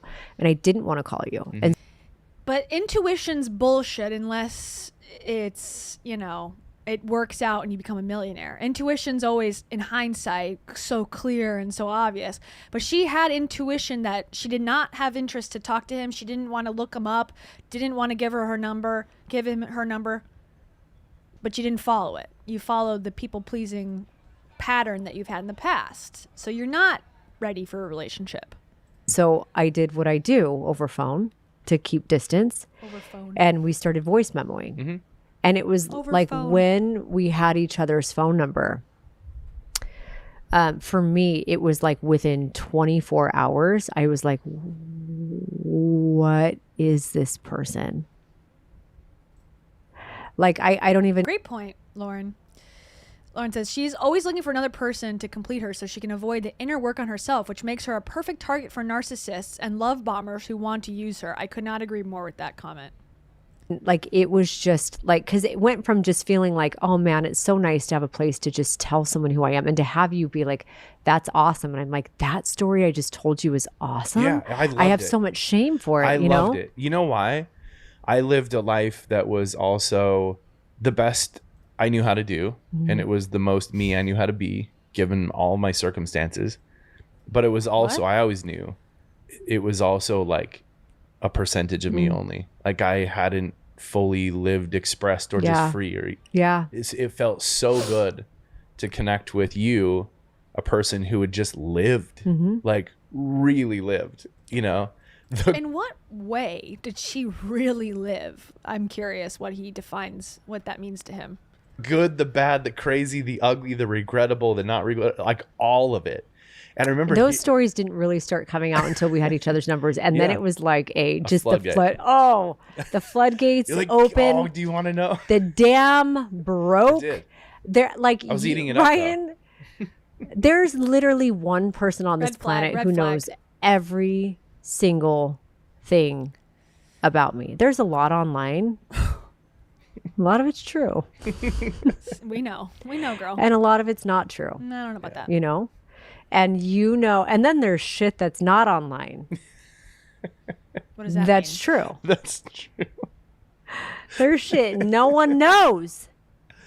That's absolutely true. And I feel like, and it almost, I felt like I did. And I remember, I had given you, when we had each other, so still hadn't even talked, right? Yeah.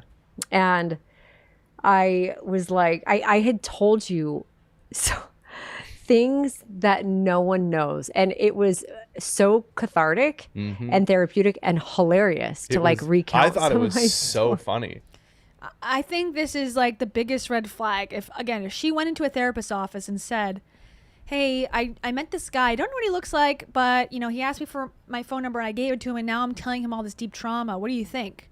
I think they would say, why are you being vulnerable with a stranger? What are you hoping to get out of that? And you're a public figure. Like, they could be using you. They could be trying to get money from you or blackmail you or anything. But that doesn't cross her mind at all. Like, it's an unhealthy mindset again. I was I had never met anyone like you. I was blown away. I was like, and I even told you, I said, someday I talked to you about my book. Wow. This is really a tell-all. I don't know how to like not tell everything. Yeah. Well, that was a weird cut. I guess I had to go and have sex real quick. Really a tell-all. I don't told you, I said, someday I talked to you about my book. Wow. This is really a tell-all. Right? I don't know how to like not tell everything. Yeah. We'll be careful. Yeah, don't worry. It will Because there are people's people. interests. Yes. Yeah, Well, other okay. people's interests. Okay. So let's just say this. When the guy and I that I was dating were broken up. Mm-hmm. Oh my God. We're still talking about this irrelevant guy? Move on. Pathetic, insecure Heidi came out months but prior in December, end of December, January. He was playing hard to get. And yeah, that's what they call it. That to me made me feel like I was unlovable. And so what I did naturally was I was like, hey, I have this thing. I'm going to Ohio in, what month is this? April. I just got invited to Ohio in April for a birthday party. Of 25. Yep. This is back in December, January. Do you want to come with me?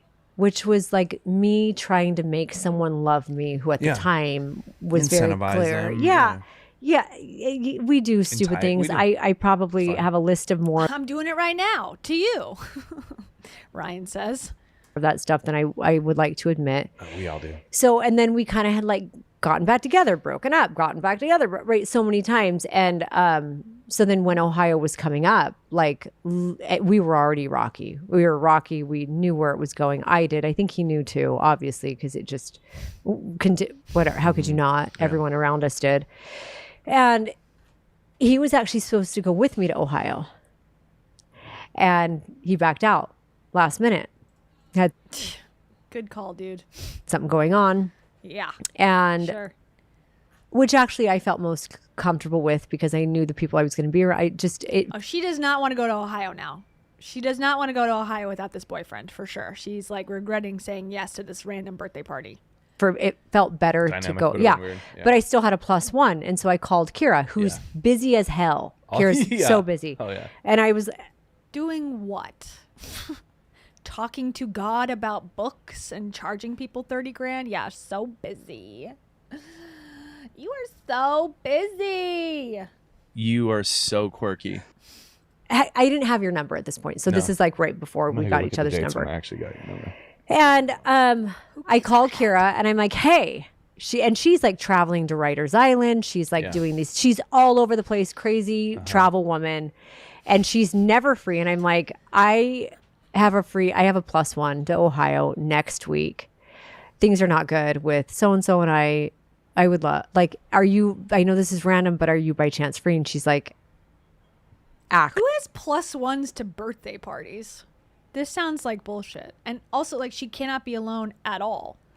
Like, your friend is your backup second string choice. The first choice was your boyfriend who you're in rocky scenario with, and you only didn't choose him is because he backed out of it.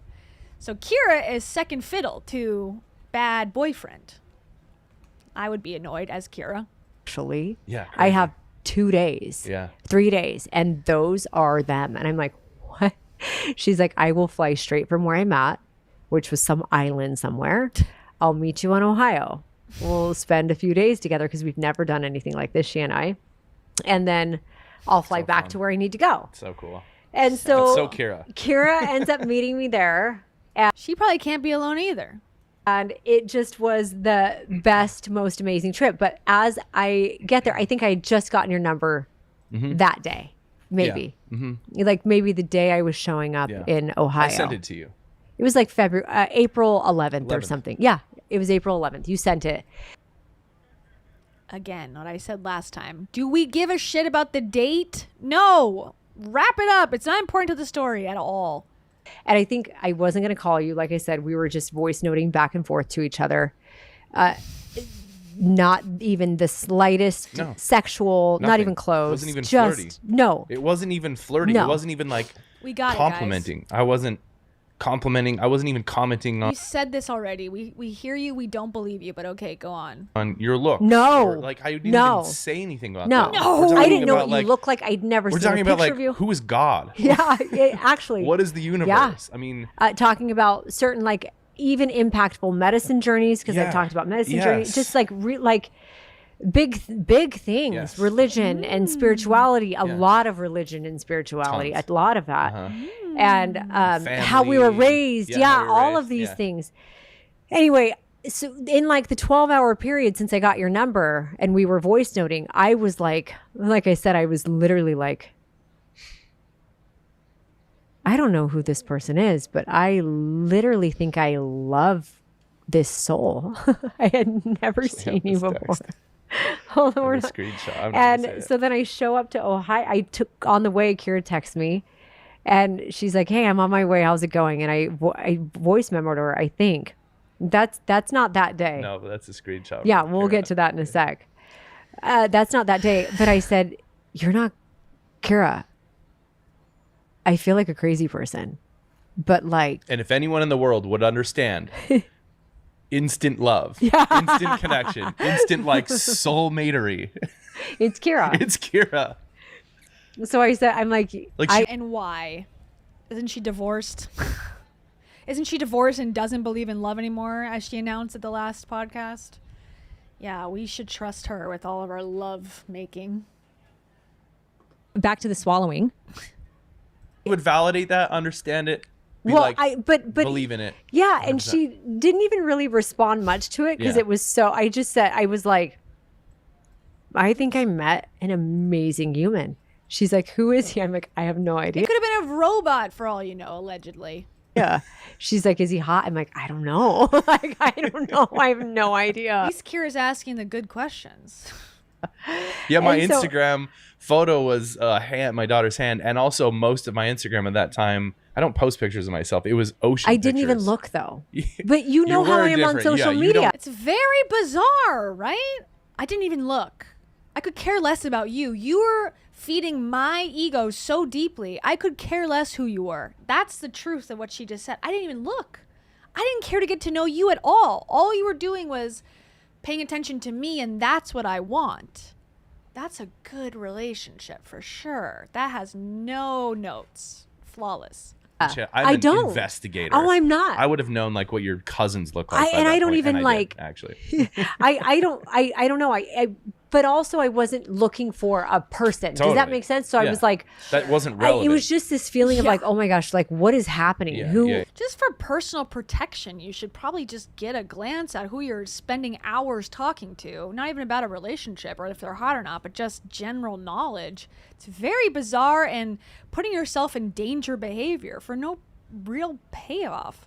Yeah. Who have I connected with? And she was like, oh, whatever. So then I get there and we had more conversation. She's Mm-hmm. there, hadn't talked yet on the phone. And We get it. the next day, I can't remember if we talked that night. I don't know if we did the first night. I don't think we did. I don't think it was till the second night. Yeah, it was the second night because you were on a date the second night. Well, Okay. so the only thing the day you got there is I remember getting a voice note from you.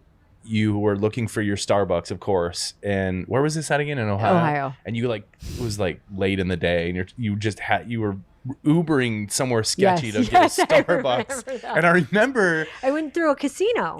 I remember you sending me an audio note, and I was like, "Hey Heidi, like you just showed up alone, and you're Ubering around to different parts Yeah. of town looking for a Starbucks. Maybe you should just not do that." I was like, Are Yeah. you okay? Yeah, you were checking on me and I was Yeah. like, I'm fine. You know. Sounds like he's controlling her. I don't even know what you look like. Amphibious, genderless blob on my Instagram DMs or on my phone.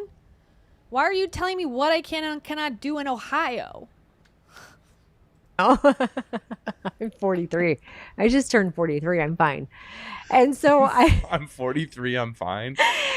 yeah, so we had not talked. And then I remember the next day, Kira's like, so tell me about this guy. So I was kind of like, just like, he's so deep. Like he is just this really kind, I'm sure. curious. Like I said, Kira, I think I might have found my best friend is actually what I had told her. I totally said, see I that. literally think this guy.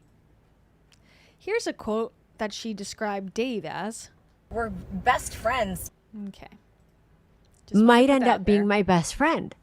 I've never met anyone like I don't even it just feels like we're literally cut from the same stardust. Yeah. Like two halves of the it same was star. so instantaneous. Yeah. And then I had told her, I kind of told a little bit about you. I think I had told her like maybe you had 4 daughters and whatever. And so we're talking. And then that night, you and I were going to, I was telling you, then the stories really started coming out. I was telling you, I'm like, you cannot, this was like a do not judge me. And you're like, I would never. I loved it. And so I started actually, telling him stories. And that, what you like, just said, that if you had known we did, you wouldn't have told never, me. I would never. I would have hated that. You would have hated that I didn't tell you? Yes. Well, but I'm just saying that just shows like never. Because I was giving full on war stories, battle stories. Battle stories. Stories wink, that like, wink. and like. I know, Emily. I feel the same way. She's like, 1 second, I had no idea what he looked like. I didn't know if it was a woman or a man. I didn't look. I didn't care. But then I knew he had 4 daughters and made $400,000. It's like, wait, which one is it? Let me just say this. I was giving him stories that a boyfriend would never want to hear about their girlfriend's past. Most of them. Yeah. Okay. But like, that's how I just was like, this is going to be my buddy. I'm going to tell him everything. It was like, bro, bro, guess what I did? Bro, that's what it was. Won out the other night. Guess what I did? That was the energy. Ooh. So he's got a shame kink, it sounds like. I like my girlfriend to tell me all the dirty things she did in her past and during the week.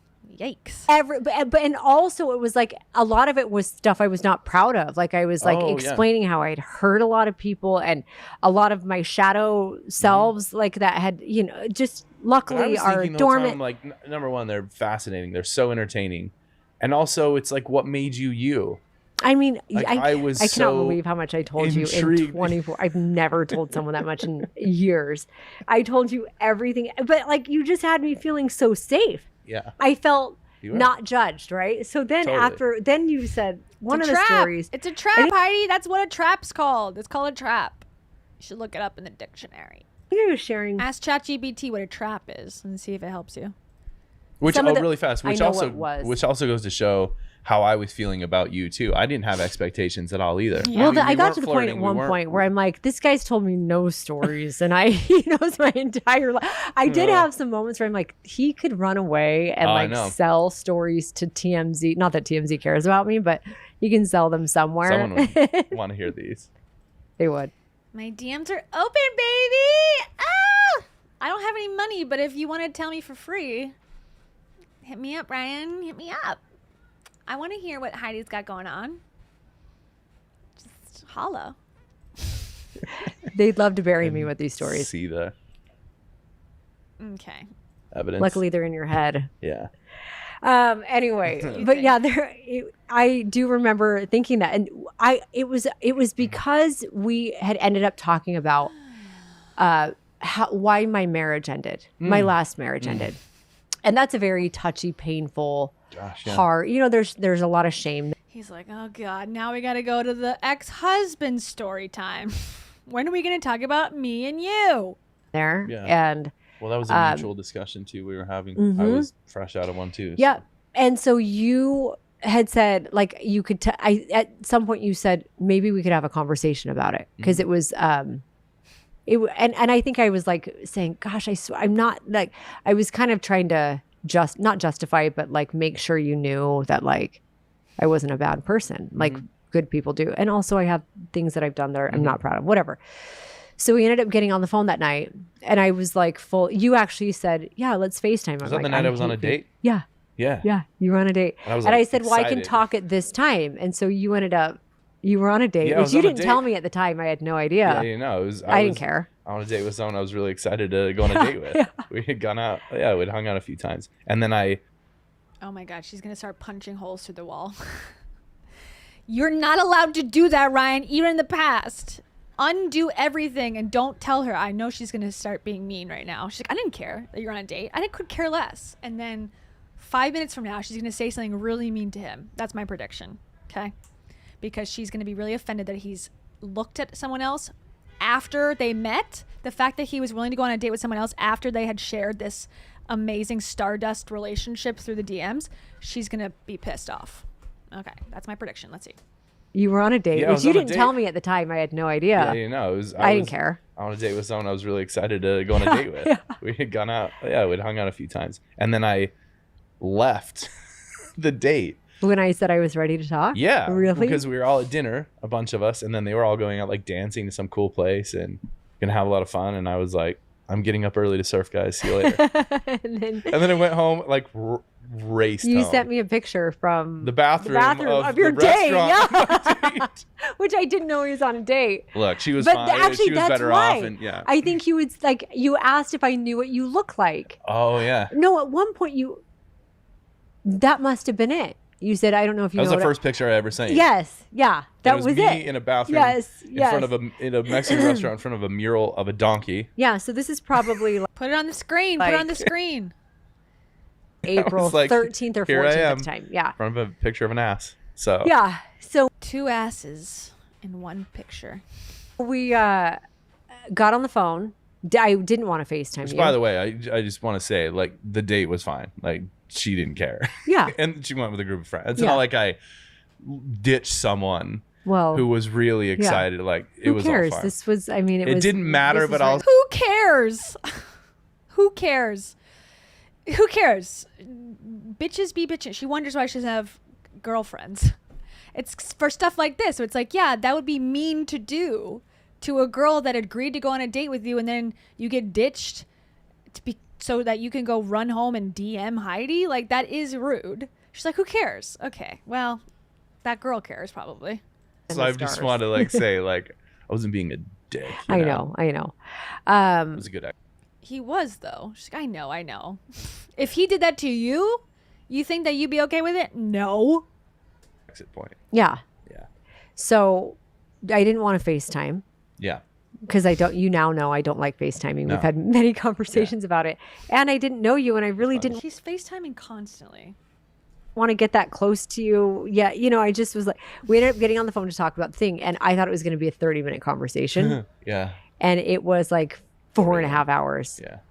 Or longer. Yeah. It was, it was like 4 a.m. when I went to bed. And I talked to a guy on the phone for 12 hours one time. Literally started talking like 8 at night and stopped at 8 in the morning. And this guy's a jerk.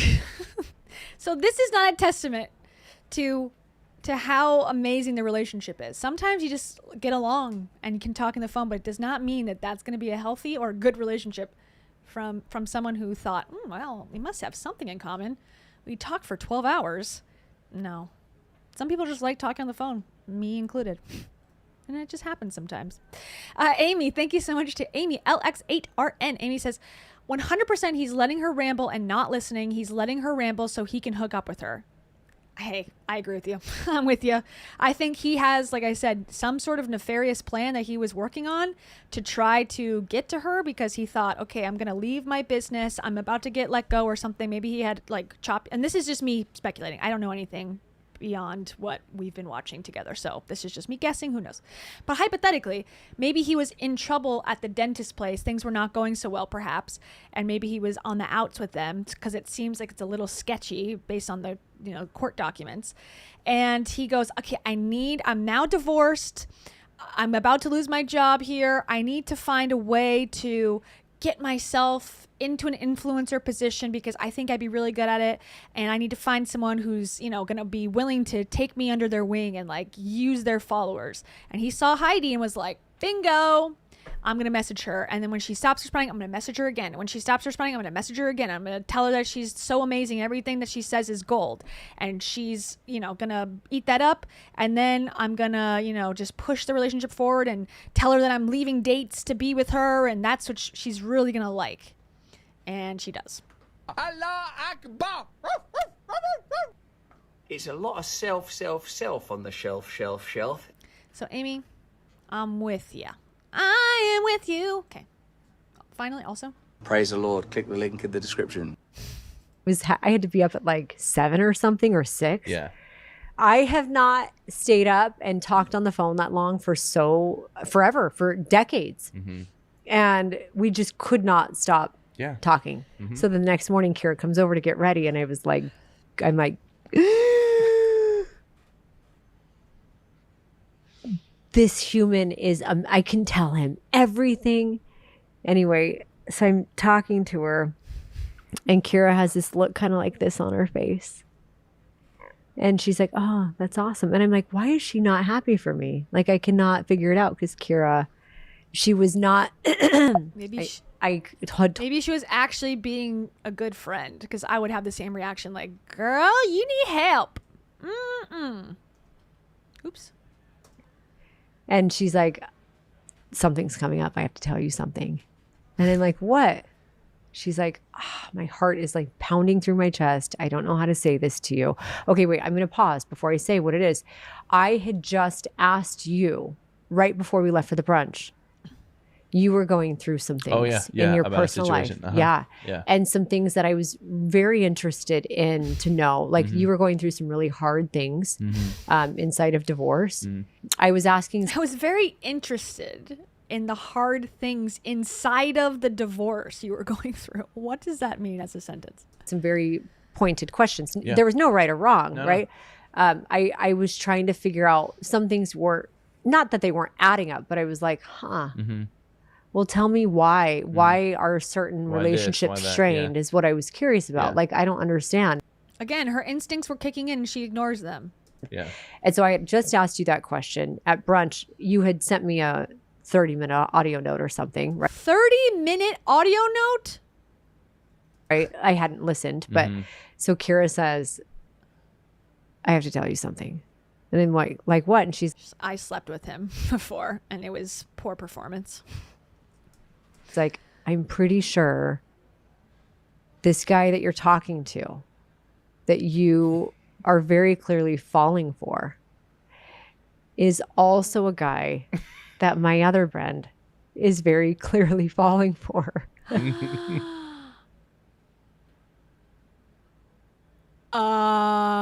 What? I'm curious, is this mistaken identity or is this truly what happened? Because that is a plot twist if I ever heard one. Holy shit. I've been an alpha female. So he's just messages, sending off DMs and love bombing them all. Okay. Tinder swindler. Finstagram man. All right. Now I'm hooked. This is what you should have led with at the beginning of the podcast to keep me hooked. And I'm like, what? I literally at the table started laughing. I was like, this is hilarious. This is so funny. Huh? Kira, I said, he knows every secret of mine. And suddenly I'm like, what the hell? I just told this guy. I just told this guy my entire life story. And so I end up going back to the room and with Kira, we listened to I said, oh my gosh, how insane. We listened to your 30-minute audio note, which actually shed all of the light on what Kira had just explained to me. You are, let me just say this, Kay. And so he was, so it seems, talking to someone and trying to bait them into a relationship. Yikes. Holy moly. And especially since, because I've learned a lot of the story. You are someone that is very easy to fall in love with. You just are, because you're a very bright soul and you are.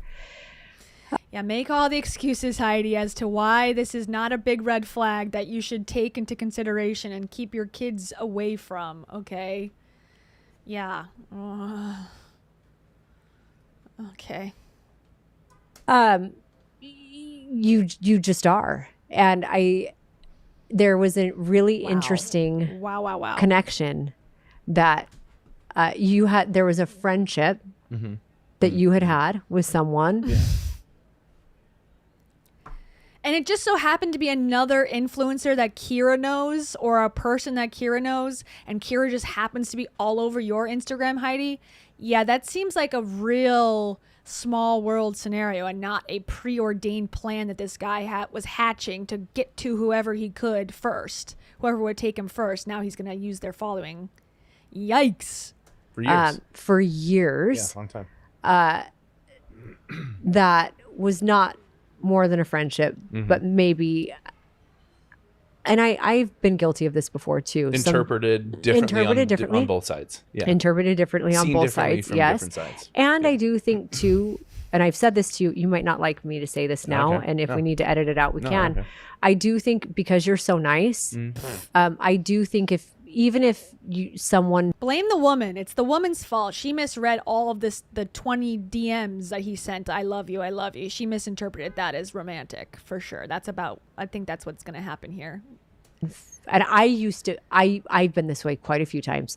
Once I know someone has certain feelings for me, I don't know how to tell them I don't have the same kind of feelings, even if I love them in a different, like as a friend, you know? Yeah. I do think you are so nice that you maybe, even if you felt there were feelings, maybe, yes. Yeah. Yeah, because he's so nice. Yeah. I'm sure that's the reason. He's so nice. He doesn't want to take away an opportunity for a lusting woman that he's been friends with for years. That's the nicer thing to do, for sure. Yeah. So all of this to say, it caused some big drama in Ohio. It reminds me of that. There's like that famous Facebook website that's like, it's like Facebook website. Who's dating this man? Yeah. Where everyone goes and posts Oh, are we dating the same guy? Groups. pictures of the man they're dating, and then all the girls get in there like, I'm seeing him too. It felt like I'm sure he knows about that because he's on it daily in California, the California group, I would guess. Like a bloodbath. I actually was like, I'm done. I'll walk away. You know, like I don't want to get in the middle of any. Yeah. Oh, I know. I really did. I was like, I'm not going to get in the middle. I just laughed it off with Kira. You're like, that's and then crazy. I had listened to your message, and Kira was like, I don't believe it. It was very, and so then I remember being caught in a 3-way call with like a bunch of girls at one point. I'm like, what is going on? And I had to clarify. Yeah. Oh, I had to Why? clarify. I'm like, you guys, there's been nothing flirty, because then it was like, wait, he's talking to Heidi. I'm like, you guys need to know. Everyone needs to see every text. If there is a relationship happening, which I later learned there wasn't, but I didn't know what to think. I'm like, there's been, just so you guys are clear, he's never flirted with me at all. It's only, whatever. So Kira looked at all of it and whatever. Okay, he never and then flirted. Come to find out, though, he never flirted, right? She said that so many times, and I guess now I understand why she made that such a point to say, I didn't know what he looked like. We never flirted. There was nothing. There was no compliments. There was nothing. But you're sharing your deepest, darkest secrets with him, and you're also in love and telling your friend that you're so in love with this human that, you didn't sleep last night. So which one is it? So then I think I just went to, and I was like, point blank. I kind of gave you a very like honest, like, okay, what's going on? Well, just tell me what's going on, because as she should, because if you beat around the bush, that is not the appropriate way to handle this situation. But who is she talking to? What women is she talking to? and they all knew that, oh my God, Heidi's talking to this guy too. Like, this guy is so well known in these circles that they're like shocked, but there's multiple people that know that this is wrong. Why are they talking about this? She loves feeding, this channel, and loves feeding Reddit. As much as she denies it and says it's horrible, she will give you the best content to be able to continue talking about her. Amy LX8RN, thank you so much, Amy, as always. Could he be looking for validation during divorce? I'm sure he is. I'm sure he's also looking for something else too.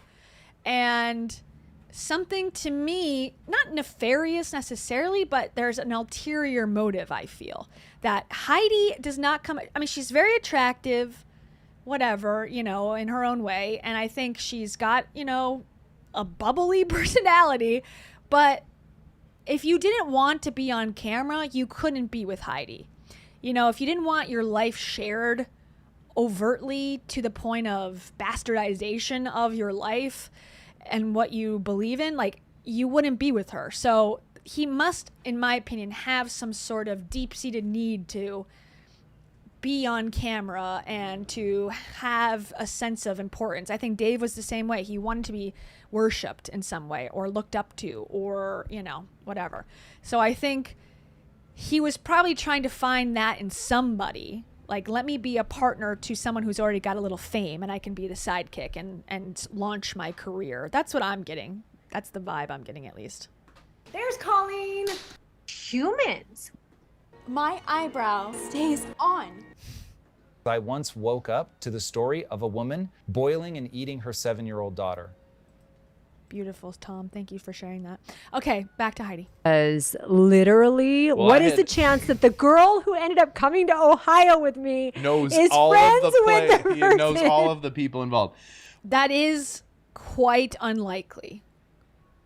Well, when I was explaining my situation the first time, I was being careful. You were. Because I was like, I don't know. You didn't say, yeah. I didn't say names. I'm like, I don't want to name any names. So like, I texted you back and I named everyone. You might know certain people. And so I was being a little bit vague with some things. So I'm like, I don't want to like out someone's stories or their lives or the, you know, the private things that whatever. And then when you're like, I know everybody. I literally, I was you're- kind of bitchy too when I replied to you. I don't know, I didn't take it that way. I just was very matter of fact. I said, this isn't the first time I've heard this story. Oh, do you want to know That's how I replied. I said, oh, thanks for the story. It's not the first time I've heard it. It's Yeah. actually the second or third. And then I was like, so. Well, when you were like, I know everybody and everyone I know knows everybody. So what's and the real we're story? all literally here in Ohio. Yeah. Here and Well, at that point, okay. Because also, like, he lived in California. He still does, I believe. How is this possible? Unless it was pre-planned. I gotta call bullshit that, there's no, I don't know. Let's see. This is really, I haven't thought about this for a while. Well, at that point, I was like, oh, okay. Well, then I'll just tell you, like, you did. Yeah. And you like, did. You told straight me up, everything. Like, I don't have to protect it. And, you know, there's no like anonymity here. Yeah. Like, you know everything. So I'll just tell you. Though it was that night we got on the phone too. And I was like writing in my journal. Do you remember this? This is like a time I was like, I love this. Like, I've never received this from somebody before. You had different voices like saying like, what's going on? You're wondering what's happening. And you came to me and you're like, hey, I have your back. Like, I'm not judging you. Mhm. I want to hear your life. I want to hear your story. Yeah. Like, I've got And I no actually did judgment. say, I said, I like. I see your comment. Poetic tranquility says, wait, do we think the other woman was the one who fell in love with her psychiatrist and talked to her ChatGPT about it and then got scammed by Kira's book retreat thing? That's Kendra. I cannot imagine it's Kendra. That they would have known each other for years is what he said, right? If it was her, then I would be on Heidi's side and go and on his side and be like, okay, yeah, that woman is not thinking clearly. But I don't think that's her. I could be. I guess Kira would know her. But what's the likelihood? I don't know. Maybe. But let's see. I'm a friend. Yes. And I want to let me. Yeah. And I said, maybe. I literally remember saying to. I said. And also the very concept of this. She's like, on the one hand, she's like, nothing flirty was happening, nothing whatever. But why is she upset then if another woman is in love with him? Why would she care if they're just friends? Why would it be, I was bitchy to you because, I heard a story that you are in love or some other woman's in love with you. She was fine with having a husband of her friend, be with her or be her friend. So it seems like you're full of shit, obviously. Maybe because this other woman is actually awesome. Mm-hmm. I know her. For sure. She's awesome. Yes. Awesome. Yeah, and we've been friends for a long time. unfortunately, some people connected to her stirred some pot in your life that was not real. Yes. And not her. Yeah. She's amazing. Yeah. And caused some strain in your in your personal life. Yeah. Which is really sad and unfortunate. And I think to this day has unnecessary. yeah. Yeah, something's going on there. I wish they would get into more details because he's totally innocent and these women just are doing this for no reason. Yeah, right. Had big consequences. I think when hurt people are hurt, they hurt other people. Yeah. Not this woman. She was No. great. And so I remember hearing a lot of this and then putting it together with your story. I'm like, man, this guy's in a really tough spot. like You had my hearing back. Kira's. And so I said, hey, I'm just here. I actually said, I wonder if I was put in your life to help you navigate the situation. Because there was a lot of really scary stuff in your life. She goes, I was put in your life, as if he didn't reach out to her specifically and push the relationship forward again. Like he was taking an active role. It wasn't like you bumped into each other on the street. And you, I think, had been traveling a path where you were slowly emerging as the person you actually were, not as and shedding a version of you that people expected you to be. Totally. And Which so I is remember, hard in life. yeah, I remember encouraging you and saying, "Okay, this is like what's you? What's Be you? Uh-huh. And lay it out and be courageous, and it's gonna hurt. Things might blow up. People might not believe you because there's been a lot of shit that's been stirred." And I actually said, "This, I can help you with this as a friend." Yeah. And then I said, "I have your back." Yeah. I have your back. And it's in my, I wonder if I have pictures of it. I remember being on the phone with you, writing. Also, couldn't this be God's intervention? God knows deep down that this is the wrong person for her, you know, hypothetically. And he set up the situation so that Heidi could get out of it. That was the sign she was looking for, and she's ignoring it. She has Everything's a sign until it's something you don't want. And then all of a sudden it's not. my back? Question mark. Like, there was something, I've just never felt that before. Like, I have your back. And you had no skin in the game. There was nothing, you know. Yeah, isn't that a red flag too? Why would she automatically take your side? Makes no sense. You just chose to, Yeah. based on the interactions we had up to that point. Like, you chose to be there in that way, in that energy. And that was like, Well, it's probably her fantasy come true that she beat out another woman for his attention. So, of course she did that. Sorry, I'm being judgmental, but it's true, in my opinion. that was one of the biggest like things I've ever received before. I had no reason to doubt any of the things that you told me because I felt like I'm pretty, you know me, I'm actually like I love puzzles in life. I love strategy. Yeah. The way my mind works, it actually connects all the dots to every story. And if someone, no lie can ever slip by me, not because I like, I'm going to catch you. It's just the way my brain is wired.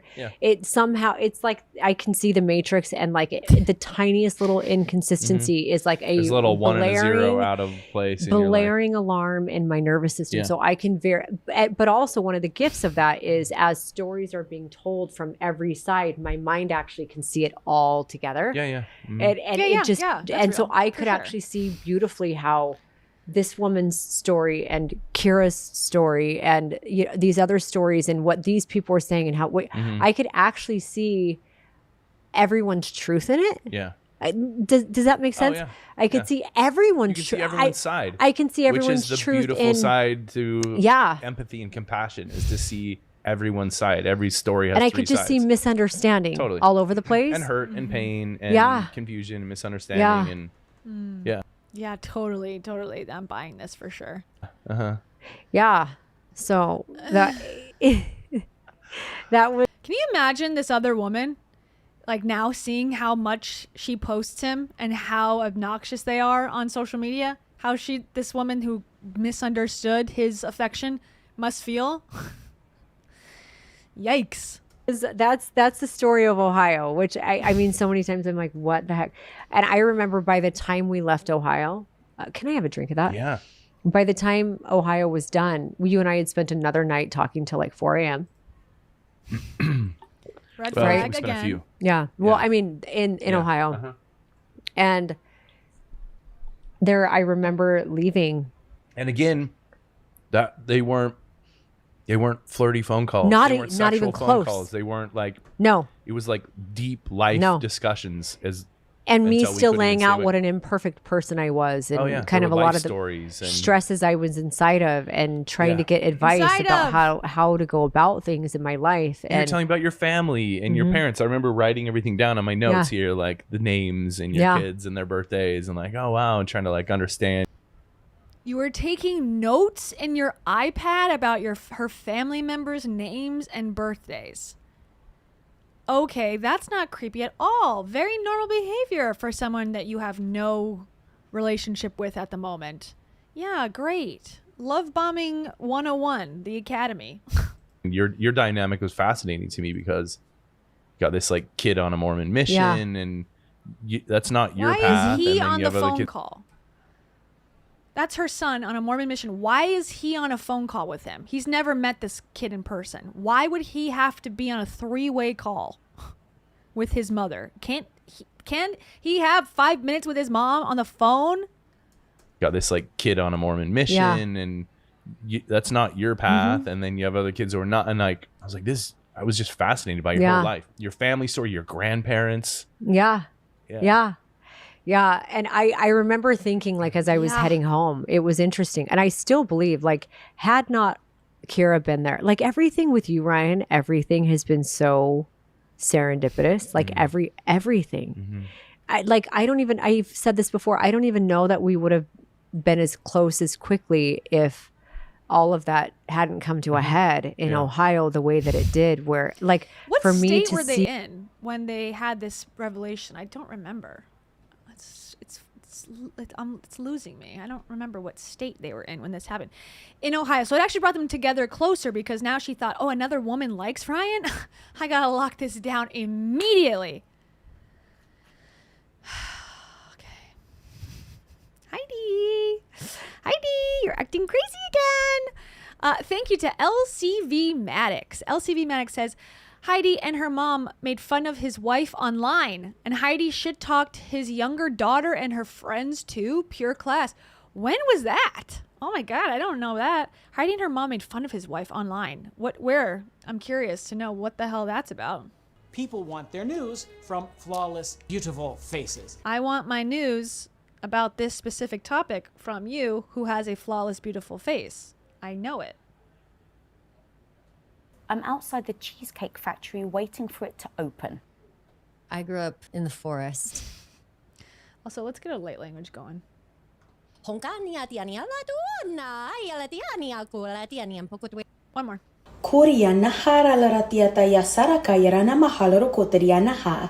I'll look out for your message, LCV Maddox. I'm curious as to where that is because I would love to hear it. Thank you.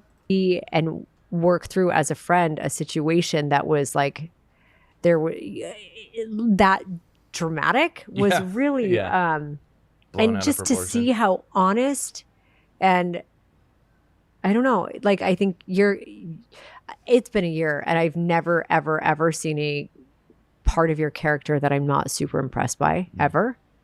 And actually when I say that, sometimes you'll say, oh, I have, I've been this way in the, like you were so quick to like out yourself on like what you've done or who you've been, like, and I feel like I'm the same way. If someone compliments, I'm like, oh, well, hold on. Been this way. Yeah.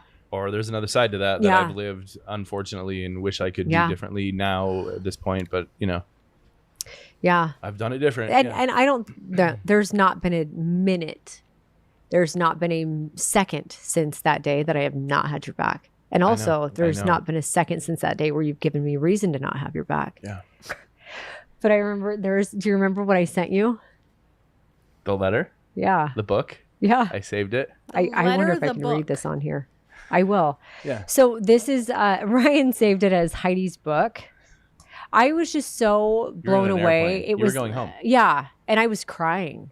I was really. So this person's birthday party, who she brought an extra +1 to for some reason, at the last minute switched it because she was on the outs with her other boyfriend, then shows up to this trip, stays up all night, crying and hysterical because this guy has some sort of situation and she's falling in love with him and blah, blah, blah. Now she's got to talk to all the women at this party about her. So she made the whole birthday about herself.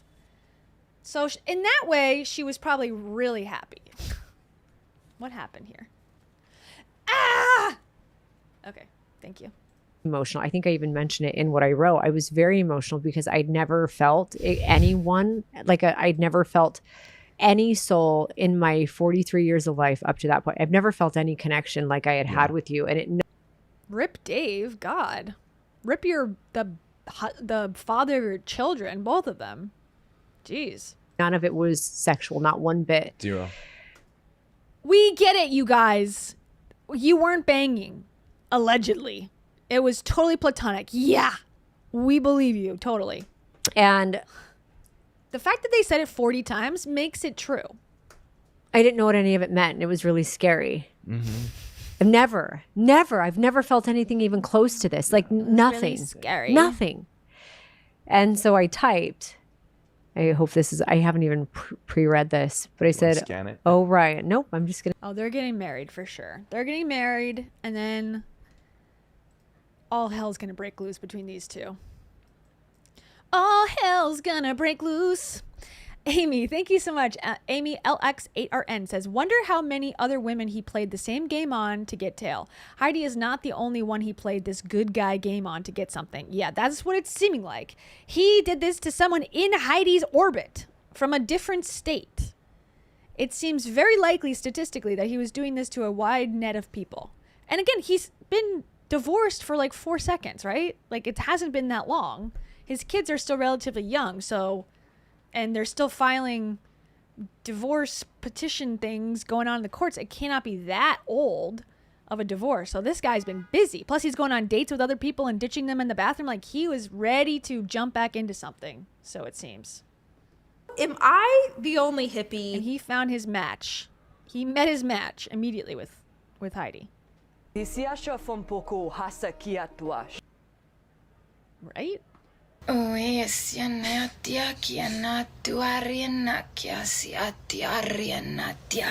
That's what Heidi was sending him, and they're like, it's not sexual at all.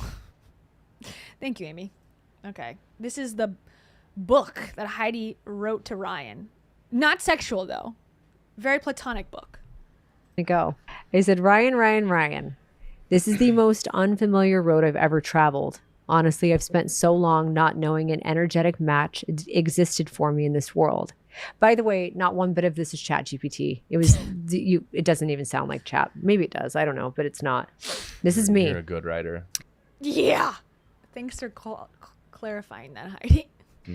Only when it's coming from my heart, I can really write. Usually everything you write. Thanks, babe. They said, honestly, I've spent so long not knowing an energetic match existed for me in this world. It's incredibly hard to wrap my mind around whatever the fuck the universe or God or creator or destiny is putting in my path right now. So now she's love bombing him. So it seems. Because this is an intense message to get. I'm so sorry. After you just were given information that he's talking to other women. Don't understand, and maybe I'm not meant to. But this thing I don't understand is so damn beautiful and feels like the warmest blanket, the best hug, the safest space, and most peaceful, exhilarating, hopeful, and unexplainable thing I've ever felt in my entire life. This is definitely ChatGPT. Okay, just for the record, she outed herself, and this definitely is from there. And quite honestly, it makes me a little emotional. I was full on crying. I can't believe I'm telling you this. Literally, I'm telling this man this, who I've had his phone number for 48 hours at this. 48 hours at this point, and also found out that he's talking to other women. Now this is why she decided to like him. I'm telling you, she was on the fence and hesitant beforehand. And then because some other woman wanted him, now all of a sudden she's like, I love you. I need to have you. Destiny, life, God is telling me that I must be with you. That was the catalyst for all this. But I felt it, and I say what I feel. Yeah, you do. Not done yet. I said, you see, part of me knows that this kind of talk would have scared me shitless if a man had thrown it at me in the past. Hold on. Oh, sorry. You see, part of me knows that this kind of talk would have scared me shitless. That was his alarm to compliment her. He has to remember to compliment her every hour on the hour. If a man had thrown it at me, because I if someone ever said this to me, I'd be like, what? He'd be like, block. And then I said, and I know we're similar, and here I am. I would have. I don't think I would have blocked. I would have been like, now I gotta marry him, like, because he feels this way about me. I gotta. Oh, you just move have into to. this relationship.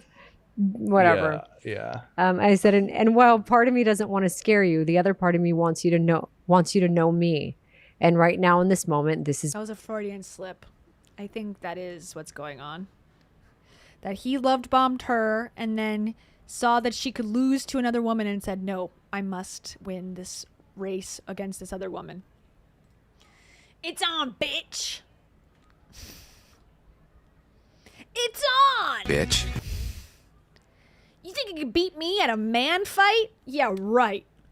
Bitch. Arian from Gravity Falls, thank you so much. Arian says, who is more sus, Kia? Who is more sus, Kia? Timu Dave or that guy Danielle, the dating coach, engaged herself to? What's his, Lucas. To quote BoJack Horseman, when you're wearing rose-colored glasses, all the red flags just look like flags. Yeah, I think this guy, Ryan, is more nefarious than Lucas. Because Lucas, I think, is just along for the ride and Danielle is pulling the strings and he's just like going with it and also has aspirations to be an influencer.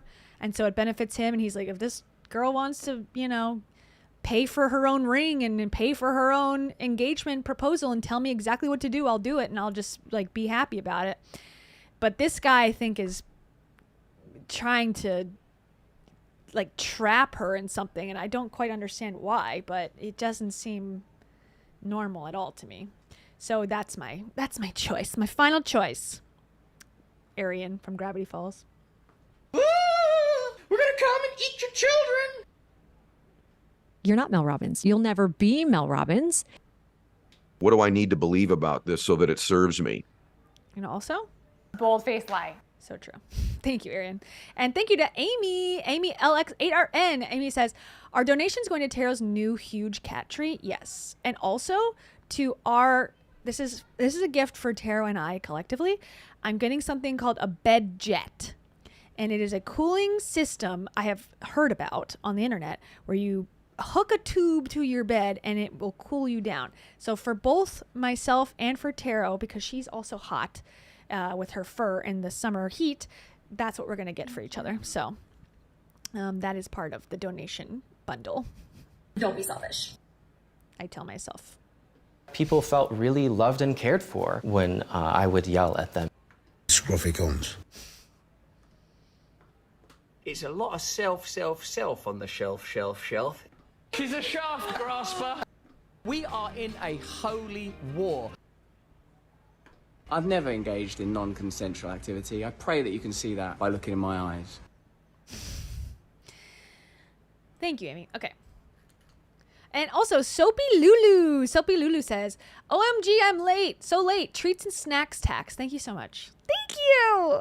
We get so many treats, Tara. We're going to have this bed jet any second now. Your girl is a bougie bitch. That's suspiciously like $500. It is like $400, just FYI. And it's money off of my back. You are privileged AF. That's me. Those are all true about me, Soapy Lulu. Thank you so much. Okay. Me. And has never fucking been me before. Do you remember when your wife was pregnant? I'm guessing as with every pregnant woman close to due date, she often felt Braxton Hicks, well, ex-wife, but Braxton Hicks, and wondered, is this it? Do you remember your pregnant wife? What a great thing to put into a love letter. Huh? She is cold. Felt Braxton Hicks, well, ex-wife, but Braxton Hicks, and wondered, is this it? Am I in labor? If she was like me, she went to the hospital a few times, even thinking she was in labor because, quote, this is how they describe labor, so it must be labor. Only to be turned away by doctors and nurses saying, no, you're not in labor yet. To which she may have, and I did reply, quote, well, how will I know? This is so ChatGPT, oh my God. Oh, the doctors say with a look in their eye, you'll know, trust me. I didn't get it. I couldn't figure out how these contractions weren't real contractions. They were all I had. I was 10 days overdue, jumping on a trampoline and lunging like crazy, doing everything. And the more they said I needed to do to be ready for labor, working harder on myself and my body and my baby, doing everything. No, don't Google soaking, please. Unless you're over the age of 18 and of pure heart. Everything and more they said I needed to do to be ready for labor, working harder on myself and my body and my baby than anyone else. I was certain, but it wasn't happening. I began to believe I was broken. My body had malfunctioned. Maybe I was an anomaly and incapable of going into labor and having... What does this have to do with him? Also, this is insane. Let me tell you about the birth of my child from before. What? This baby. And then one day it happened. Water broke, contractions started, and I remember laughing to myself and crying a bit because I'd finally gotten what everyone meant when they say, quote, "Oh, just trust me. You'll just know." I finally knew. That's a long ass way of saying, I know. I don't even know what I know, but I fucking know. Let's break down exactly what I know. I don't even know what I fucking know, but I know. Let's break down what I know. Okay. In real time. This is so long. Couldn't you just celebrate your friend's birthday? Why are you sending this? I'm like proposing to you on this second day. I remember where I was walking, reading this thing, laughing. Let's break down what I know, actually, in real time. Laughing at your birth and your pregnancy. That's the most Heidi line ever. I don't even know what I know, but let's break down what I know. That's the most Heidi thing ever. I said, I know you are the same design of a human that I am, and there aren't many like us. Yeah, and I think that's true. mostly I just know you. You being in my life in whatever capacity this is, feels eerily familiar in a way I haven't physically experienced in this mortal life, at least. You feel like I'm coming back to me, a thing I've gotten little glimpses of here and there on my way. Here and there on my way, but it's almost... Yeah, she's deeply damaged, unfortunately. I don't wish this on anybody because it's a vulnerable place to be and it's not a good position. But here we are. Anyways, Turnbuckle 10. Thank you so much. Turnbuckle 10 says, this whole podcast needs sad violin played over it. Yeah, we need horror music. Then I had contractions and I went to the hospital 8 times and they told me I wasn't ready for labor. This has a lot to do with you. She looks scary. This will be relevant to our relationship after knowing you for 2 days. There was nothing sexual, though. Make sure to say that again. We hate him. Fuck all men. I hate this guy. I hate him. My boyfriend is English. His personality is like Forrest Gump. This man is one of the greatest innovators and creative geniuses of all time. It's Heidi lying to herself. Thank you, Turnbuckle 10. Almost as if you are this clearing space that my tired birdie wings have been looking for on this long 43-year flight. I've spent the last few years hovering, trying to land in all the wrong places, and I was trying to make it right, only those spots weren't meant for me. I found a spot that was made for me to land. Please don't freak out about this. It's been 2 days, and I'm still getting out of a relationship. Seek help. Don't freak out about this. Please don't freak out about this. Haha, I wrote. Because I'm not saying it's you or it has to be you, but I am saying it has to feel like this, quote. It has to feel like this, quote, I just know for me when I'm ready. So it was like, I'm not done. But like, I just was certain. I knew, I'm like, oh, this is it. Not you necessarily, but this feeling, this is it. This is the feeling. Yeah. This is what I've been praying for. This is literally what I was praying to God for. Show me someone. And I said, in this whole crazy collision of... I prayed to God for you! Not sexual, though! Obviously. Worlds, which continues to blow my mind. And random... AI talking DM's entrance into my life by a complete stranger has forever changed my world and rewired what I know is possible. P.S. Someone a year and a half ago walked up to me at an event I was at during a pretty heavy time post Dave's death. I just met this guy. So they're already on Dave basis, Dave name basis. So she's dropping Dave as if they've talked about him enough for that he would know who Dave is. That's a red flag to me as well. I'm struggling with, the one I was in a relationship with. And he told me this analogy that I just shared with you. He said something to the tune of, hey, I don't know you, but I just saw you I know you feel pain, and I know I need to tell you something. He said it was from spirit. He said, you're a bird who's flown so many thousands of miles with no rest. I see you and I feel you. You're so tired and you're doing what birds do when they want to land. You're flying back and forth looking for your landing. It's not here yet, so keep going. It's coming. I can see it, and you'll know when it does. I've thought about that so many damn times, and honestly, Like, excuse me? Where's the buffet? Feel kind of I thought about that so many damn times and honestly kind of cursed the guy for being so full of shit, LOL, because I was like, there's no landing place for me. I loved how much you swear. I know. I actually loved it. It's so sexy. And like, can you guys, he's like touching her under the blanket. Gross. This is now becoming softcore porn that I don't want to watch, actually.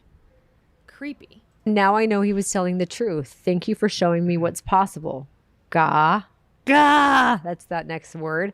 I'm saying what dudes say to me, and I know chicks say this to you. I definitely have a little insecurity around it, and also I'm choosing to be done being anything other than who I am and saying anything other than what I feel. I mean, honestly, she's embracing her insanity, and maybe that is what she should do. But the fact that this guy sees no problem with this shows that he's also insane. So, you know, live it up, girl. Be crazy. Why not? I have so much more to say, Ryan. I'm going to do my best to pace myself. And also, it's hard because I've never wanted to run in before. Luckily, life will pace me as it always does. And then you had sent me a contract, which was hilarious. Oh, yeah. A contract? Huh? He can't even sign the contracts he has with his ex-wife.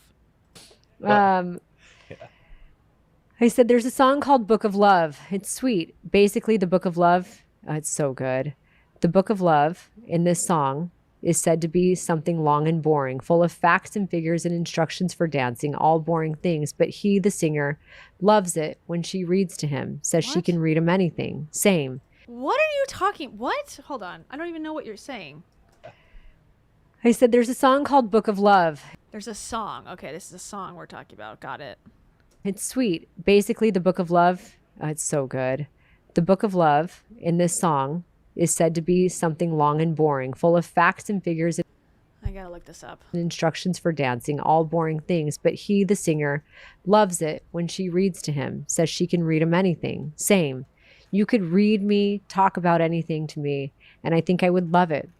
It's a little bit like music to hear you talk about the waves and flatter earth debunk plans and literally gravel. You could talk about rocks and sands and gravel and you'd have my full attention.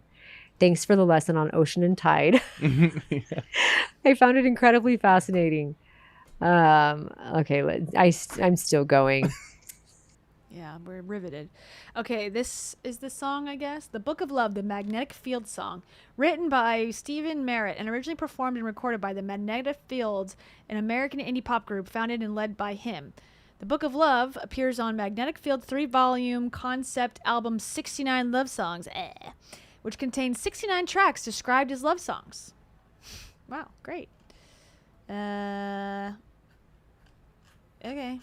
so that's the song, I guess.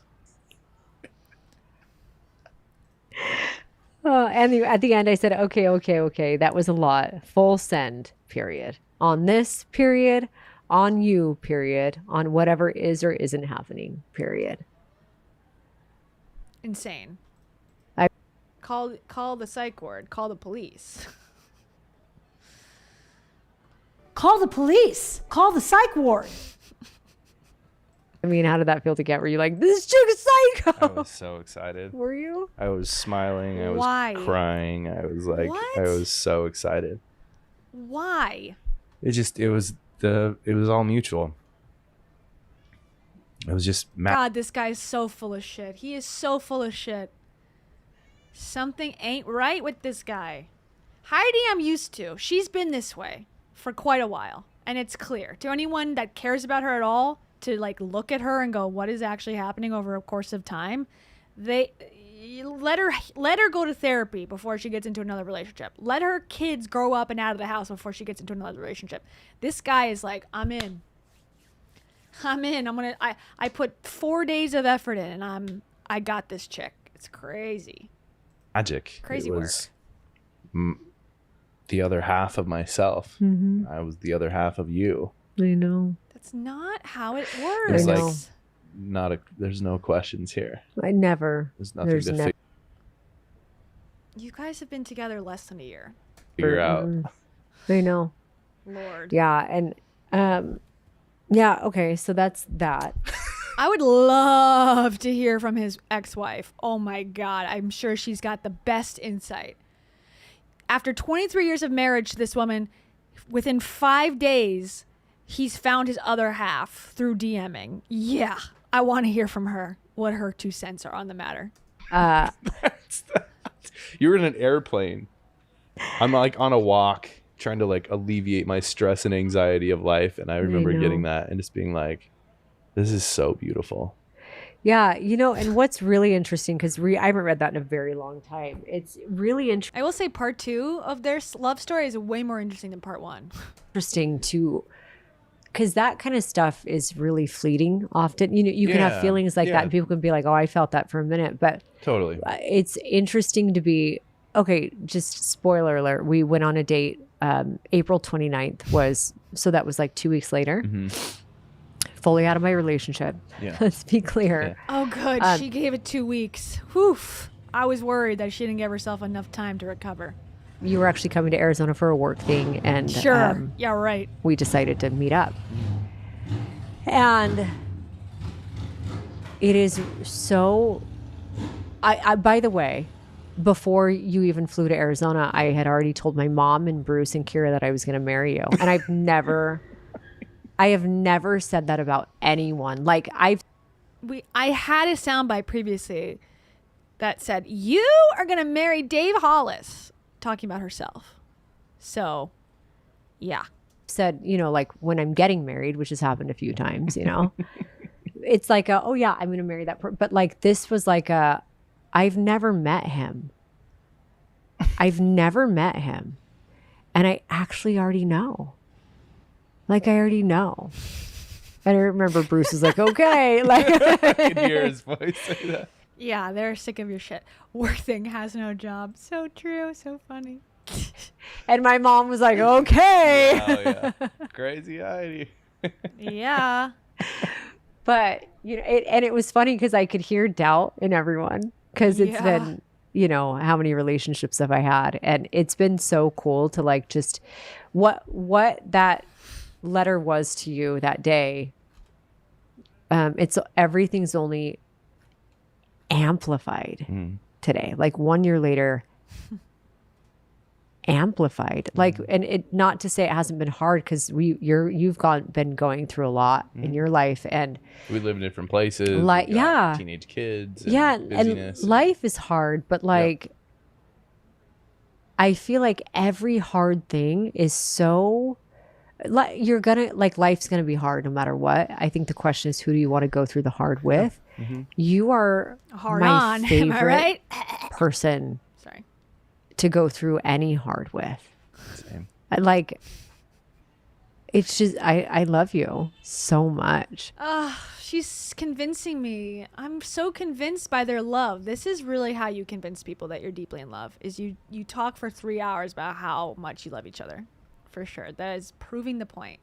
I love you. And like by every single day and even every challenge, like when things feel really hard, it's like, when things feel really hard, there's never been a time where on the other end of it, I'm not like giddy. I have butterflies again. And like, it's so weird to be in some. Who's crazier? Ryan or Heidi? I'm feeling Ryan is crazier, actually. These moments. Thing that just grows. You know what I'm saying? Like it's supposed to. You hear about this, but like, I've never. Like it's supposed to. I can't. It makes me emotional. You are really rare. Bang, you are. Bang, and bang. I love that I get to be a kid with you. And I also, like, you also have like shifted how I see myself, you know, but like, I love too, let me just say this. I love so much that I am so strong individually. Yeah. For once in my life. He's like, she's not self-aware. This is good for me. This is very good for me. I'm going to put this in my notes when I need to manipulate her for money. Like, I feel like I don't want this to be taken the wrong way, but I think it's a healthy thing. It's the first time in a relationship where I feel like I can say, oh, I could remove this person from my life and I would be strong. I'm healthy. I'll survive. Yeah, I'm healthy. I've never felt there's always been a codependence where if a half was removed, She's not codependent, you guys. Does this sound like a woman who's codependent? Come on. Get real. She is individually so strong. So strong. God. Heidi. This is gold, straight up. How can you be this unaware of your own voice? You hear your voice constantly on repeat, recorded, posted, on television. Listen to yourself. Lord have mercy. Broken. Missing half of me or missing a part of me. And I am a whole me today. You know this. Yeah. And it's beautiful because you, even with the things you're going through, you are a whole you. And like, it just makes it feel, They got crazy eyes. there's like not even words, you know? Do you know what I'm saying? Yeah. So it feels every day with you. It's like, I was just texting you 2 days ago. I'm like, I have butterflies thinking of coming to see you. In my penis. Yep. You gotta go surf. I gotta go surf. We're gonna go hit surf in the desert. Is there anything I just talked a lot. You feel better? Thanks for letting me girlfriend really hard. You girlfriend so hard. What does that mean? And hearing stories from your past where like you couldn't be fully yourself. Like you just can girl now. I know. What? Yeah, throw tantrums. I do. And throw tantrums. You say like crazy stuff I to me know. sometimes. And I just love it. It's just I love when you abuse me. She is a 43-year-old woman and we're calling her, she can be a girl now. And she throws tantrums and I love it. What the fuck is wrong with you? I love it. I feel so me with you. You are. And like, I really admire, I admire you so much. And I've said that to you before. Like there are people I admire and there's people that I love. And it's like I love you so much. Yeah. But like love is easier than liking and loving. Yeah. What? I think And love then- is easier than liking. Yeah. We used to talk about this when we first met. So they don't like each other. That's what you're saying. We love each other, but we don't fucking like each other. Especially when she's throwing tantrums and putting together puzzles in her brain. Yeah. Like I love you and I fucking like you. You're so fun. And also, What's funny? I wonder if the camera can even see me right now. I'm laying so far back, but also She's so tiny. She's actually got absorbed into a crumb in the pillow, in the space between the pillow and the back of the couch. The camera can't even see her because she's so tiny and petite. because I've loved people and liked them and maybe lacked respect for how they are and who they are. I respect who you are in the most major way. Like the way that you have handled some really hard situations where we always laugh that if I was a dude, I'd probably be a toxic male. It's just true. But I'm a woman, so I'm forced to be a toxic woman. I'm not saying I'm Feminism, am I right? toxic male. I have a lot of masculine energy. It's a joke. Okay. There's a lot of jokes, but like you are you're like a real masculine male. And like, I think a lot of people think a masculine male needs to be hard nosed. You are like real strength. You're like regal strength and like divine strength, and you're soft and masculine, and they truly are perfect for each other. Truly. Now they are going to have the most epic breakup ever, to the point where like cars are going to go through homes. I can feel it in my bones. But it will be entertaining to watch. But they are truly perfect. I agree. Really awesome. Like how you dad. How you dad. I've never seen anything like it. Yeah. Because I haven't seen it because you haven't seen your kids, according to the court filings. So she hasn't actually seen it because he's not doing it, so it seems. And how you treat everyone. And I love, there's like not a person, well, maybe one or two here or there, you know. We all have one or two here or there. There's not a person who knows you and doesn't love who you are mostly. You just like, it's like you're just warm and bright for everyone. And like, I'm so lucky that I get to have you in my life. And I'm so lucky that my kids have you in their lives. Yeah. Yeah. Are these vows? Maybe. Is this how people write vows? I'm so stressed about writing. I don't know. I guess you would know, Heidi, because you've been married twice. So maybe you should know that. Vows someday when you marry me. Remember when you... This is fully true too. When you're like, Ryan, I don't get emotional at the right times. Like I don't feel and express emotion at the right times. So it's like, you're like, if I ever get proposed to and it's really beautiful and romantic, I probably won't be emotional. Not. No. That's why I have to propose to you. Yeah. I'm surprised they're not married yet, to be honest. Or engaged. Because why not? At this point, you might as well. I love how this podcast ended with 10 minutes of you gushing about me. We can keep going. But babe, like, but I say this to you anyway. I mean it. And you know what's awesome? The longer the praise is for somebody, especially publicly, the more toxic their relationship. I think that's a known fact at this point. My mom really likes you, which is really hard. That's hard? She does. She DM'd me the first night we met. Like she did.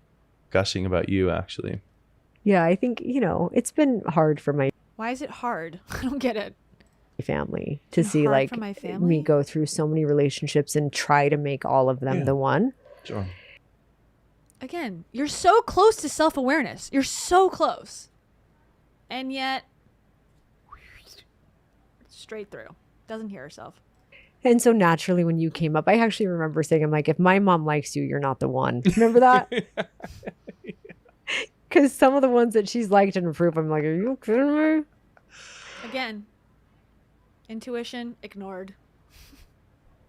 God telling you what you need to see, ignore. Blindfold on. Close your eyes. And my mom didn't like you at first. She didn't like us at first. She didn't she didn't like me being in a relationship. Yeah, she didn't like me jumping into something else. Sure, I think and it's just like everything. I just knew, like, it was nothing anyone could say. I was like, this is it. Like, this is just a thing that I met. This is a person I meant to have in my life, and it'll all work out. Hey, good luck, girl. Good luck, girl. Arian from Gravity Falls. Thank you so much, Arian from Gravity Falls. I can say it 4 times fast. Watch me. May we have some McConaughey screams, please? Yeah, you could.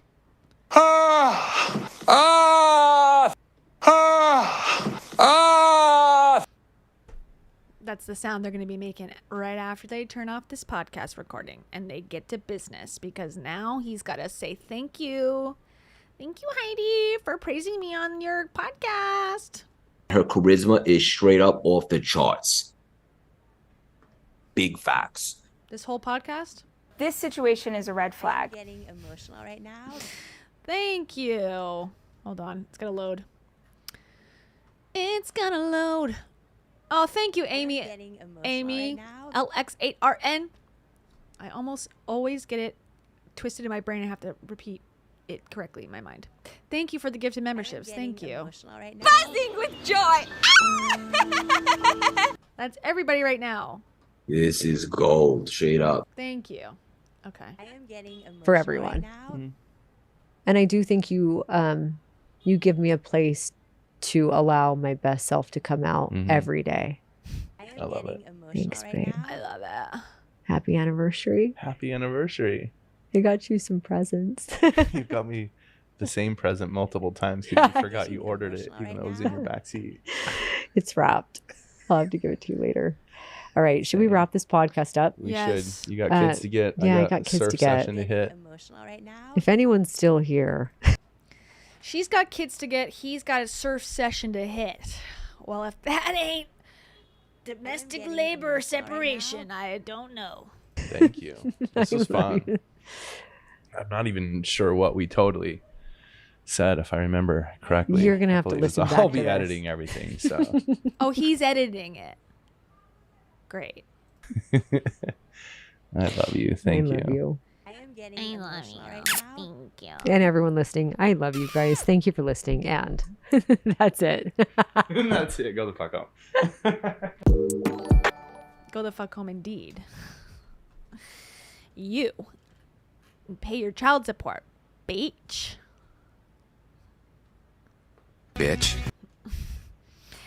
Give me my money. Bitch. Give me that court-ordered money. Bitch. And if you don't, somebody ought to smack you. Yeah. Sorry, that's too far. Give me my money. Bitch. Dumbass. Bitch. Thank you to Crystal Goodman. Thank you so much, Crystal Goodman. Crystal Goodman, you picked a lime character. Dancing to the music. And for that I say, the music is you. The music flows through you. The lemon and the lime in the coconut frees you like a crystal good man. You are a good man, Crystal. And pink and yellow, seeping into your veins like a pink lemonade. Crystal light? More like Crystal Goodman. Am I right? I've reached Nirvana. Thank you. Hey, the car outside also reached Nirvana. And this guy's gonna be reaching Nirvana tonight with the love of his life. Am I right? Because they're so in love. They're not performing for us, right? We believe that. True love comes through in a microphone. I love you, baby. I love you too.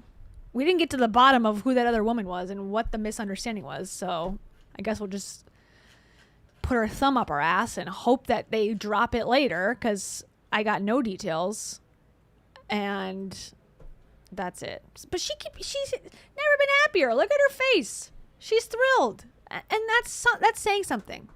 Many people don't have that type of smile, right? And she's got that smile talking about herself. And if that makes her happy, who are we to say? Maybe there should be a new sexuality, self-obsessual. I'm a self-obsessual. I basically talk about myself, and then whoever is really wanting that type of relationship, they can come on board, but they should not say anything. And it's actually not about them at all. And I'm not attracted to anyone, except for people who are obsessed with me. Hey, did I just invent something? Okay, I want to sing. Let's bring Dave back, who got shafted in this podcast. What was he, chopped liver to her? I heard many a podcast where they were true loves, and she has forgotten about that. Conveniently. Why do you follow me if you don't already own my book? Yeah, the fact that her current boyfriend looks exactly, I mean, not exactly, but pretty similar to her dad has nothing to do with anything. And the fact that she looks exactly like her mom and wants to rebel against her judgments has nothing to do with what's going on. Are you guys crazy? That would never come up. It's all unrelated, and she's healed because she did breath work. Come on, you guys. That's how it works. You do 1 breath work session, 2 cold plunges, all trauma erased. Everyone knows that. Okay, well, Memorial Day is coming up. Since today's Wednesday, I have not done a new painting. Well, I'm working on the painting still from last week. So I can show you the update if you're willing to watch. And then this weekend, I'm hitting the road again and getting out of town, potentially, most likely. So I won't stream this weekend, but I will be back next week, probably on Wednesday as well. And I think we're going to do, unless something crazy comes up, we're going to do Craig Siegel talking to the narcissist woman and then other Craig Siegel classics. Because Craig Siegel is the GOAT. That's Craig Siegel for you.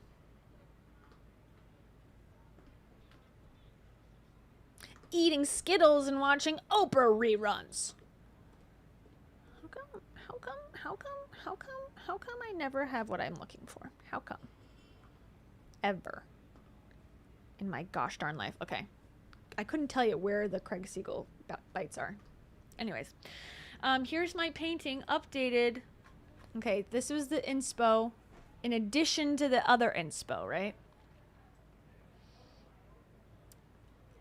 So this was half the week. This was the previous week where it was an apple and the same wine bottle. And then on the second week, I added the same wine bottle without a fruit. And so that's where we're at. So it needs more work. But I had to leave it again in the studio. So I haven't had a chance to work on it. But we're going to work on it tomorrow. And that's it. That's called Wine and an Apple. 2 wines and an apple.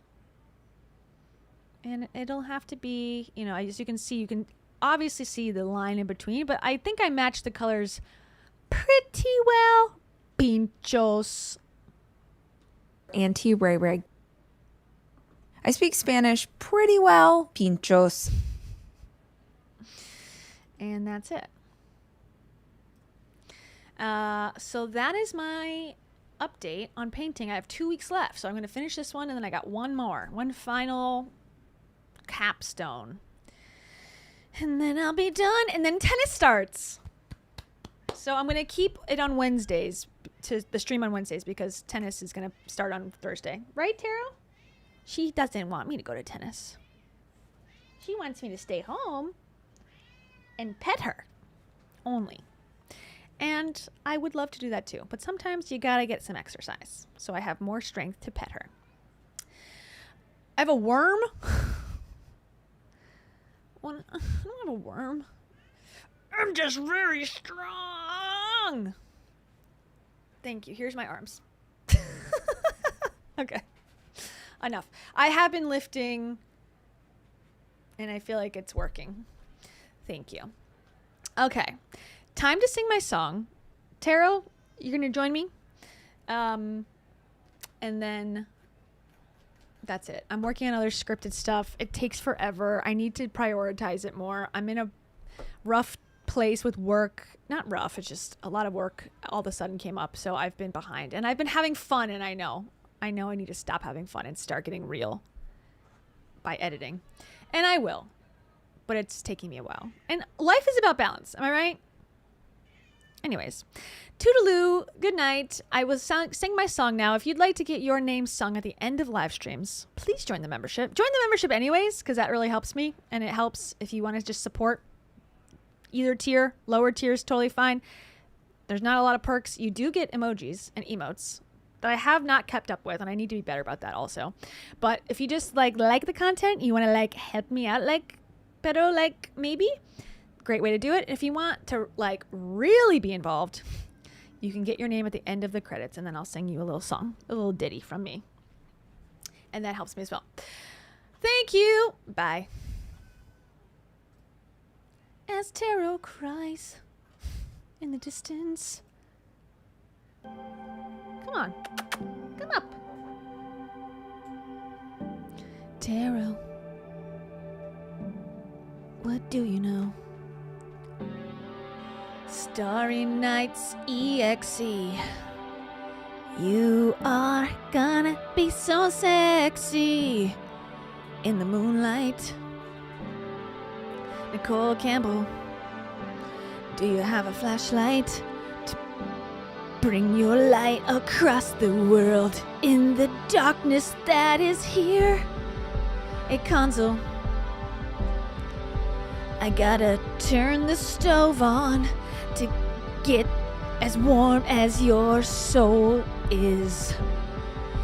Alaska Blood Tundra. I gotta shovel the snow out of your driveway so you can guide me home. Lillian Massey, I want you to take a look at the horizon and think of me as dolphins jump. Rabba Gabor, the palm trees that drop coconuts on the sandy floor. That's who you are to me, so sweet inside. Rebeled Fuentes, you are also like the sweet coconut that smells like air freshener, specifically suntan lotions. Leaf Madison knows what I'm talking about. They use that SPF 400 to make sure their skin is pristine. Honolulu 7, do you watch the screen on your phone all day long? I do, and it's becoming a problem. Olive Harper, can you relate to that? Are you on your phone until 2 o'clock in the morning, talking to your boyfriend? Bone Palace Ballet 94, how many hours does it take for you to fall in love? More than 24 or more.